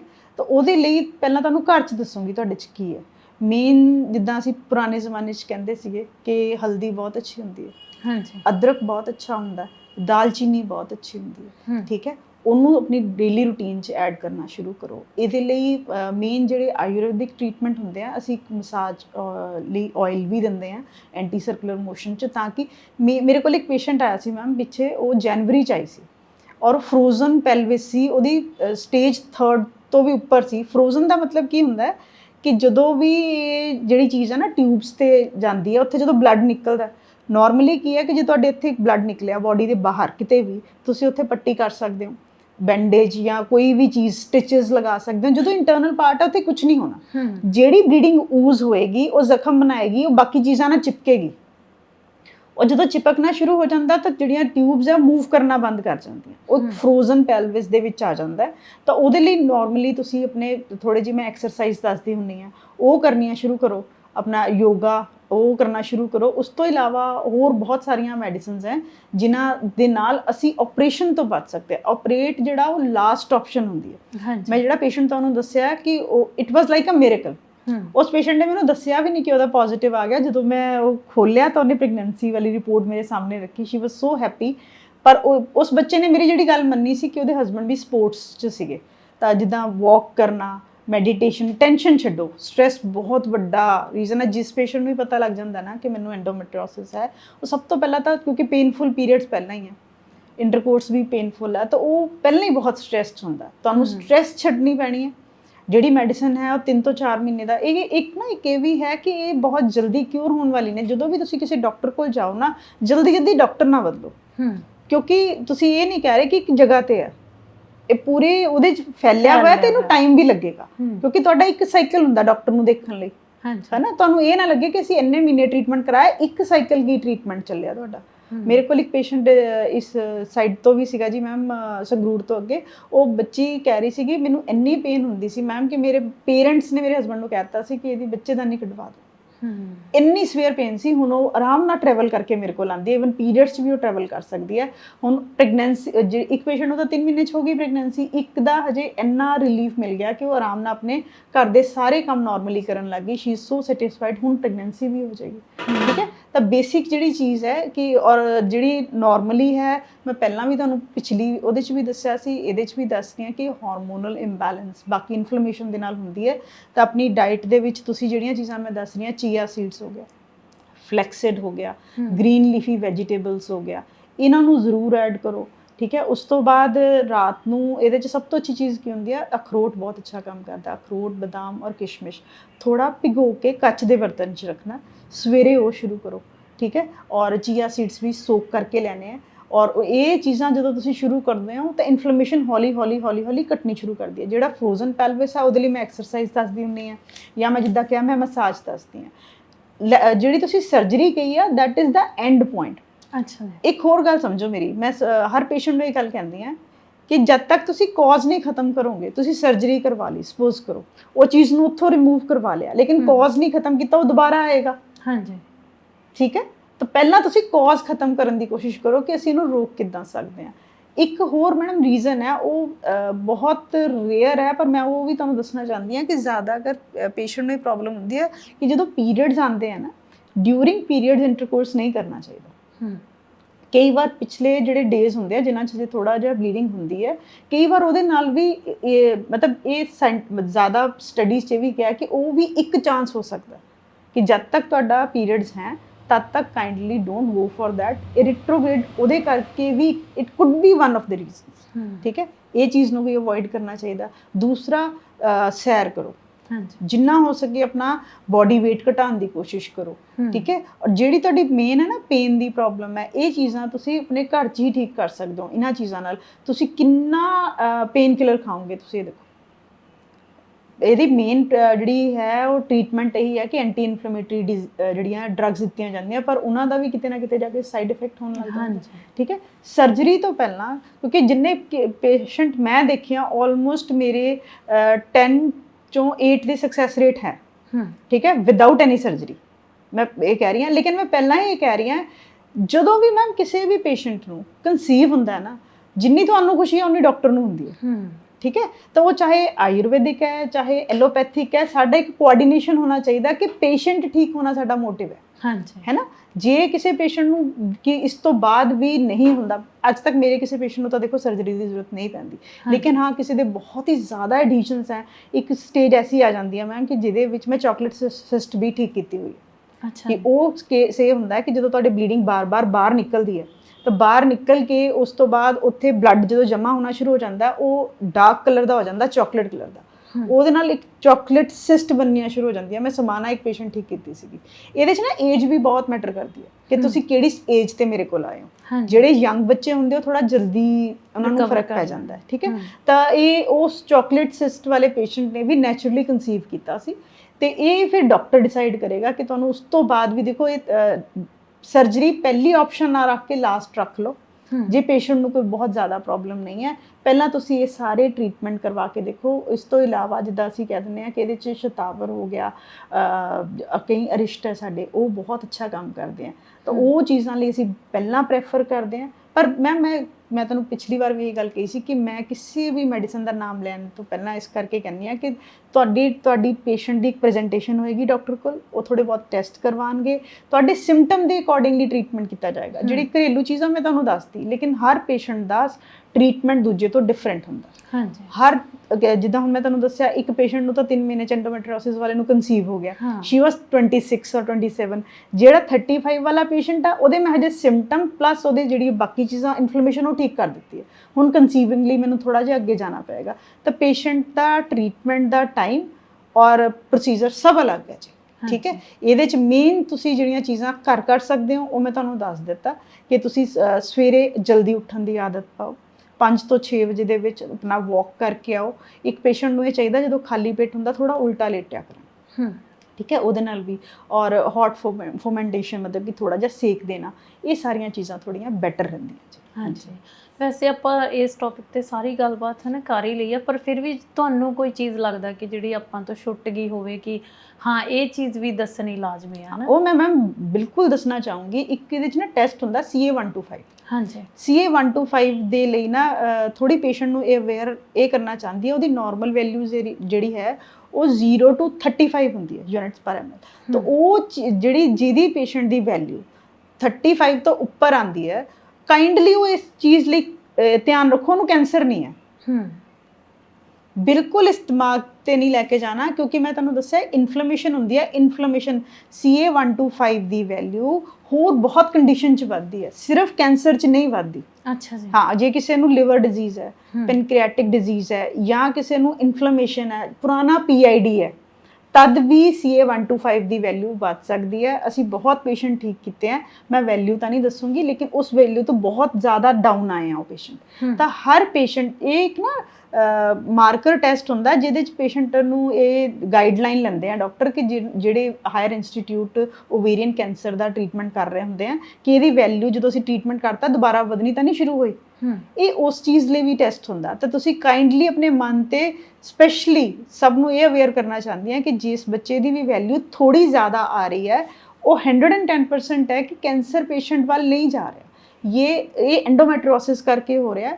ਔਰ ਜਿਹਦਾ ਇਹ ਵੀ ਨਹੀਂ ਹੈ ਕਿ ਜਿਹਦਾ CA-125 ਨੈਗੇਟਿਵ ਆਇਆ ਉਹਨੂੰ ਕੈਂਸਰ ਨਹੀਂ ਹੋ ਸਕਦਾ, ਇਹ ਵੀ ਨਹੀਂ ਹੈ ਜਿਹਦਾ ਪੋਜ਼ਿਟਿਵ ਹੈ ਉਹਨੂੰ ਪੱਕਾ ਕੈਂਸਰ ਹੈ। ਠੀਕ ਹੈ, ਇਹ ਸਿਰਫ ਮਾਰਕਰ ਟੈਸਟ ਹੁੰਦੇ ਆ। ਇਹਨਾਂ ਨੂੰ ਜ਼ਿਆਦਾ ਟੈਨਸ਼ਨ ਲੈ ਕੇ ਸਰਚ ਕਰਕੇ ਟ੍ਰੀਟਮੈਂਟ ਨਾ ਸਟਾਰਟ ਕਰੋ। ਕਾਈਂਡਲੀ ਆਪਣੇ ਗਾਇਨਕੋਲੋਜਿਸਟ ਨੂੰ ਮਿਲੋ, ਉਹ ਤੁਹਾਨੂੰ ਦੱਸਣਗੇ ਕਿ ਜਿਹੜਾ ਹੈ ਇਸ ਤੋਂ ਬਾਅਦ ਵੀ ਜਿਨ੍ਹਾਂ ਦੀ ਵੈਲਿਊ 100 ਦੇ ਕੋਲ ਵੀ ਹੈ ਜਾਂ ਉਸ ਤੋਂ ਥੋੜਾ ਜਿਹਾ ਜ਼ਿਆਦਾ ਵੀ ਆਈ, ਅਸੀਂ ਟ੍ਰੀਟ ਕੀਤੇ हैं ਨੋਰਮਲੀ। ਹੁਣ ਵੀ ਮੇਰੇ ਕੋਲ ਇੱਕ ਪੇਸ਼ੈਂਟ ਆਈ ਸੀਗੀ, ਉਹਦੀ ਵੈਲਿਊ ਕਾਫੀ ਜ਼ਿਆਦਾ ਸੀ, ਉਹਦੀ ਫਿਰ MRI ਵੀ ਕਰਵਾਈ ਆ, ਉਹਨੇ ਕਨਸੀਵ ਕਰ ਲਿਆ ਨੈਚੁਰਲੀ, ਬੱਚੀ ਬਿਲਕੁਲ ਠੀਕ ਹੈ। ਔਰ ਦੂਸਰੀ ਮੈਮ ਇੱਕ ਹੋਰ ਚੀਜ਼ ਦੱਸਣਾ ਚਾਹੂੰਗੀ ਕਿ ਇਹ ਜਿਹੜੀ ਚੀਜ਼ ਹੈ ਨਾ, ਇਹਦਾ ਟ੍ਰੀਟਮੈਂਟ ਪਤਾ ਕੀ ਹੁੰਦਾ, ਜਦੋਂ ਪੀਰੀਅਡਸ ਨਾ ਆਉਣ, ਜ਼ਿਆਦਾਤਰ ਡਾਕਟਰ ਇਹ ਚਾਹੁੰਦੇ ਆ ਕਿ ਤੁਹਾਡੇ 8 ਤੋਂ 9 ਮਹੀਨੇ ਪੀਰੀਅਡਸ ਬੰਦ ਕਰ ਦਿੰਦੇ ਆ, ਉਹ ਉਹਨਾਂ ਦਾ ਲਾਈਨ ਆਫ ਟ੍ਰੀਟਮੈਂਟ, ਮੈਂ ਉਹਨਾਂ 'ਚ ਇੰਟਰਫੇਅਰ ਨਹੀਂ ਕਰ ਰਹੀ। ਲੇਕਿਨ ਮੈਂ ਇਹ ਸਮਝਾ ਰਹੀ ਹਾਂ ਕਿ ਇਹਦਾ ਸਭ ਤੋਂ ਅੱਛਾ ਟ੍ਰੀਟਮੈਂਟ ਹੈ ਕਿ ਤੁਸੀਂ ਪ੍ਰੈਗਨੈਂਸੀ ਕਰ ਲਓ। ਜਦੋਂ ਤੁਸੀਂ ਪ੍ਰੈਗਨੈਂਸੀ ਕਰਦੇ ਹੋ ਤਾਂ 9 ਮਹੀਨੇ ਪੀਰੀਅਡਸ ਨਹੀਂ ਆਉਣਗੇ, ਤਾਂ ਜਿਹੜੇ ਸਕਾਰ ਹੈ ਉਹ ਆਪਣੇ ਆਪ ਹੀਲ ਹੋ ਜਾਣਗੇ। ਅੱਛਾ ਜੀ। ਹਾਂ, ਕਿਉਂਕਿ ਮੇਨ ਚੀਜ਼ ਇਹਦੇ 'ਚ ਇਹੀ ਹੋਏਗਾ, ਕਿਉਂਕਿ ਜਦੋਂ ਵੀ ਪੀਰੀਅਡਸ ਆਉਂਦੇ ਆ ਤਦ ਹੀ ਉਹ ਅਬਰਪਟ ਹੁੰਦੇ ਆ, ਤਾਂ ਉਹਨਾਂ ਨੂੰ ਉਸੇ ਟਾਈਮ ਠੀਕ ਹੋਣਗੇ। ਔਰ ਦੂਸਰਾ, ਜਦੋਂ ਕਿਸੇ ਦੀ ਡਿਲੀਵਰੀ ਹੁੰਦੀ ਹੈ ਉਹ ਆਪਣੇ ਬੇਬੀ ਨੂੰ ਐਕਸਕਲੂਸਿਵ ਬ੍ਰੈਸਟ ਫੀਡਿੰਗ ਕਰੇ। ਜੇ ਉਹਨੇ ਬਿਲਕੁਲ PCOD ਜਾਂ ਇਹਨਾਂ ਸਾਰੀਆਂ ਚੀਜ਼ਾਂ ਤੋਂ ਨਿਜਾਤ ਪਾਣੀ ਹੈ ਤਾਂ ਬ੍ਰੈਸਟ ਫੀਡਿੰਗ ਵੀ ਕਰਵਾਉਣਗੇ, ਤਦ ਵੀ ਪੀਰੀਅਡਸ ਨਹੀਂ ਆਉਣਗੇ, ਤਾਂ ਹੋਰ ਜ਼ਿਆਦਾ ਟਾਈਮ ਮਿਲੇਗਾ ਕਿ ਇਹ ਸਕਾਰ ਆਪਣੇ ਆਪ ਸੁੱਕਣੇ ਸ਼ੁਰੂ ਹੋ ਜਾਣ। ਤਾਂ ਇਹ ਵੀ ਇੱਕ ਨੈਚੁਰਲ ਤਰੀਕਾ ਹੈ ਕਿ ਜਿਹਦੇ ਨਾਲ ਅਸੀਂ ਇਹ ਕਵਰ ਕਰ ਸਕਦੇ ਹਾਂ। ਇਹਦੇ 'ਚ ਕੋਈ ਪ੍ਰੋਬਲਮ ਆਪਾਂ ਨੂੰ, ਮੰਨ ਲਓ ਇਹ ਪ੍ਰੋਬਲਮ ਆ, ਤੁਸੀਂ ਕਹਿ ਰਹੇ ਹੋ ਕਿ ਉਹਦੇ 'ਚ ਕਨਸੀਵ ਕਰ ਲਓ ਹੈ ਨਾ, ਤੇ ਉਹ ਬੱਚੇ ਤੇ ਕੋਈ ਇਫੈਕਟ ਨਹੀਂ ਹੈਗਾ ਕਿ ਬੱਚੇ ਨੂੰ ਕੋਈ ਇੰਟਰਨਲ ਪ੍ਰੋਬਲਮ? ਨਹੀਂ, ਇਹ ਕਿਉਂਕਿ ਇਹ ਚੀਜ਼ ਜਿਹੜੀ ਹੈ ਇਹਦੇ 'ਚ ਜਿਹੜੀ ਝਿੱਲੀ ਹੈ, ਝਿੱਲੀ ਬਾਹਰ ਗਰੋ ਕੀਤੀ ਹੋਈ ਆ। ਐਸ ਸੱਚ ਜਿਹੜਾ ਕਿਸੇ ਤਰ੍ਹਾਂ ਦੇ ਕ੍ਰੋਮੋਜ਼ੋਮਲ ਜਾਂ ਕਿਸੇ ਤਰ੍ਹਾਂ ਦਾ ਡਿਫੈਕਟ ਬੱਚੇ 'ਚ ਨਹੀਂ ਆਉਂਦਾ। ਪ੍ਰੈਗਨੈਂਸੀ ਹੋਣ 'ਚ ਪ੍ਰੋਬਲਮ ਆਉਂਦੀ ਹੈ, ਲੇਕਿਨ ਉਹਦੇ ਵਿੱਚ ਵੀ ਮੈਮ ਇੱਕ ਹੋਰ ਇਹਦੇ 'ਚ ਟੈਸਟ ਕਰਵਾਉਂਦੇ ਆ, ਐਂਟੀ ਮਲੇਰੀਅਨ ਹਾਰਮੋਨ। ਹਾਂਜੀ, ਉਹਦੇ ਲਈ ਵੀ ਮੈਂ ਤੁਹਾਨੂੰ ਦੱਸਣਾ ਚਾਹੂੰਗੀ। ਬੇਸਿਕਲੀ ਜਿਹੜਾ ਐਂਟੀ ਮਲੇਰੀਅਨ ਹਾਰਮੋਨ ਹੁੰਦਾ ਨਾ ਬੇਟਾ, ਉਹ ਹੁੰਦਾ ਕਿ ਤੁਹਾਡਾ ਓਵੇਰੀਅਨ ਰਿਜ਼ਰਵ ਦੇਖਣ ਲਈ ਕਿ ਤੁਹਾਡੀ ਓਵਰੀਜ਼ ਦੇ ਵਿੱਚ ਕਿੰਨੇ ਐਗ ਦੀ ਕਪੈਸਿਟੀ ਹਜੇ ਹੈ। ਮਤਲਬ ਜਦੋਂ ਪੀਰੀਅਡ ਸਟਾਰਟ ਹੁੰਦੇ ਆ ਔਰ ਜਦ ਤੱਕ ਪੀਰੀਅਡਸ ਰਹਿੰਦੇ ਆ, ਇੱਕ ਪਰਟੀਕੂਲਰ ਐਗ ਸੀ ਇੱਕ ਲੇਡੀ ਪ੍ਰੋਡਿਊਸ ਕਰ ਸਕਦੀ ਹੈ। ਤਾਂ ਐਂਟੀ ਮਲੇਰੀਅਨ ਹਾਰਮੋਨ ਜਿਹੜਾ ਹੁੰਦਾ ਹੈ ਉਹ ਇਹ ਇੰਡੀਕੇਟ ਕਰਦਾ ਕਿ ਤੁਹਾਡਾ ਰਿਜ਼ਰਵ ਕਿੰਨਾ, ਕਿ ਜਿੱਦਾਂ ਪਹਿਲਾਂ 20 ਸੀ, ਫਿਰ 10 ਹੈ, ਹੁਣ 3 to 4 ਐਗਸ ਹੈ। ਤਾਂ ਇਹ ਡਰਨ ਵਾਲੀ ਗੱਲ ਬਿਲਕੁਲ ਵੀ ਨਹੀਂ ਹੈ, ਕਿਉਂਕਿ ਮੈਂ ਐਸੇ ਪੇਸ਼ੈਂਟ ਵੀ ਠੀਕ ਕੀਤੇ ਆ ਜਿਨ੍ਹਾਂ ਦਾ ਐਂਟੀ ਮਲੇਰੀਅਨ 1 ਤੋਂ ਨੀਚੇ ਹੈ। ਉਹਨਾਂ ਨੇ ਬਿਲਕੁਲ ਨੈਚੁਰਲੀ ਵਿਦਾਊਟ ਐਨੀ IUI ਔਰ ਕਿਸੇ ਵੀ ਨੈਚੁਰਲੀ ਕਨਸੀਵ ਕੀਤਾ। ਉਹਦਾ ਮੈਂ ਰੀਜ਼ਨ ਦੱਸਦੀ ਹਾਂ। ਰੀਜ਼ਨ ਇਹ ਹੈ ਕਿ ਉਹਦੇ 'ਚ ਪੇਸ਼ੈਂਟ ਨੂੰ ਡਰ ਲੱਗਣ ਲੱਗ ਜਾਂਦਾ ਕਿ ਸ਼ਾਇਦ ਅਸੀਂ ਹੁਣ ਕਨਸੀਵ ਹੀ ਨਹੀਂ ਕਰਨਾ। ਐਂਟੀ ਮਲੇਰੀਅਨ ਜਦੋਂ ਕਿਸੇ ਪੇਸ਼ੈਂਟ ਦਾ ਘਟਦਾ ਹੈ, ਉਹਦੇ ਐਗ ਦੇ ਨੰਬਰ ਘਟ ਜਾਂਦਾ ਹੈ, ਤੁਸੀਂ ਨੰਬਰ ਨਹੀਂ ਵਧਾ ਸਕਦੇ, ਇਹ ਤਾਂ ਮੈਂ ਵੀ ਕਹਿ ਰਹੀ ਹਾਂ ਕਿ ਤੁਸੀਂ ਨੰਬਰ ਨਹੀਂ ਵਧਾ ਸਕਦੇ, ਜਾਂ ਤਾਂ ਆਰਟੀਫੀਸ਼ੀਅਲ ਇੰਜੈਕਸ਼ਨ ਲਓ ਜਾਂ ਜੋ ਵੀ ਹੈ, ਤੁਸੀਂ ਜਿਹੜੇ ਐਗ ਬਚੇ ਆ ਉਹਨਾਂ ਦੀ ਕੁਆਲਿਟੀ ਇੰਪਰੂਵ ਕਰ ਸਕਦੇ ਹੋ ਤਾਂ ਕਿ ਉਹ ਤੁਹਾਨੂੰ ਬੇਬੀ ਦੇ ਸਕਣ। ਹਾਂਜੀ, ਜੋ ਤੁਹਾਡਾ ਰਿਜ਼ਰਵ ਬਚਿਆ ਹੈ ਉਹਨੂੰ ਬੈਟਰ ਕਰ ਲਓ। ਉਹਦੇ ਲਈ ਵੀ ਸਭ ਤੋਂ ਅੱਛਾ ਤਰੀਕਾ ਕੀ ਹੈ ਕਿ ਵਿਟਾਮਿਨ ਡੀ ਤੁਹਾਡੇ ਪ੍ਰੋਪਰ ਹੋਣਾ ਚਾਹੀਦਾ। ਸਵੇਰੇ ਸਨਲਾਈਟ 'ਚ ਬੈਠੋ, ਐਕਟਿਵ ਰੱਖੋ, ਯੋਗਾ ਕਰੋ, ਮੈਡੀਟੇਸ਼ਨ ਕਰੋ, ਸਟ੍ਰੈਸ ਤੋਂ ਦੂਰ ਰਹੋ, ਕਿਉਂਕਿ ਇਹ ਸਾਰੇ ਜਿੰਨੇ ਟੈਸਟ ਹੈ ਨਾ ਸਟ੍ਰੈਸ ਜ਼ਿਆਦਾ ਕਰਦੇ ਆ ਔਰ ਫਿਰ ਤੁਹਾਡੀ ਬਿਮਾਰੀ ਥੋੜੀ ਵਧੇਗੀ। ਇਹਦੇ 'ਚ ਡਰਨ ਵਾਲੀ ਬੇਟਾ ਕੋਈ ਗੱਲ ਨਹੀਂ ਹੈ, ਕੋਈ ਟੈਨਸ਼ਨ ਵਾਲੀ ਗੱਲ ਨਹੀਂ। ਜਿਵੇਂ ਮੈਂ ਇੱਕ ਵਾਰੀ ਪੀਜੀਆਈ ਗਈ ਸੀਗੀ ਤੇ ਉੱਥੇ ਵੀ ਕਿਸੇ ਲੇਡੀ ਦੇ ਮਤਲਬ ਐਦਾਂ ਸਰਵੀਕਲ ਕੈਂਸਰ ਦਾ ਟੈਸਟ ਸੀਗਾ ਤੇ ਸੇਮ ਜਿਵੇਂ ਤੁਸੀਂ ਕਿਹਾ ਕਿ ਸੰਗਰੂਰ ਤੋਂ ਕਿਸੇ ਡਾਕਟਰ ਨੇ ਉਹਨਾਂ ਨੂੰ ਕਿਹਾ ਕਿ ਤੁਹਾਡਾ ਇਹ ਲੈਵਲ ਵਧਿਆ ਹੋਇਆ ਨਾ, ਜਿਵੇਂ ਤੁਸੀਂ ਕਿਹਾ ਕਿ 35 ਜਾਂ 100 ਤੱਕ ਵੀ ਉਸੇ ਹਿਸਾਬ ਨਾਲ ਉਹ ਕਾਊਂਟ ਕਰਦੇ ਹੋਣਗੇ ਤੁਸੀਂ ਇਸ ਸਟੇਜ ਤੇ ਹੋ।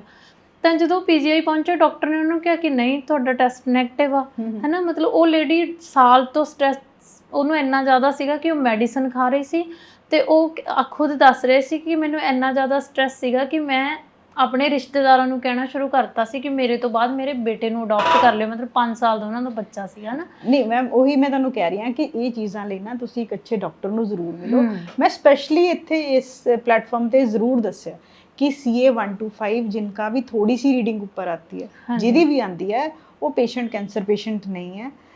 ना ही ये है कि बस ਉਹਦੀ ਸਿਰਫ ਇੰਨੀ ਕਿ ਪ੍ਰੀਕਾਸ਼ਨ ਰੱਖਣੀ ਹੈ ਕਿ ਇਨਫਲੇਮੇਸ਼ਨ ਨੂੰ ਜਦੋਂ ਉਹ ਠੀਕ ਰੱਖੇਗਾ। ਔਰ ਜਦੋਂ ਵੀ ਤੁਸੀਂ ਇਹ ਟੈਸਟ ਕਰਵਾਉਣ ਜਾਓ ਨਾ, ਇਹਦੀ 2-4 ਪ੍ਰੀਕਾਸ਼ਨ ਹੁੰਦੀਆਂ, ਡਾਕਟਰ ਦੱਸਣਗੇ ਕਿ ਪੀਰੀਅਡਸ ਦੇ ਵਿੱਚ ਨਾ ਕਰਾਓ।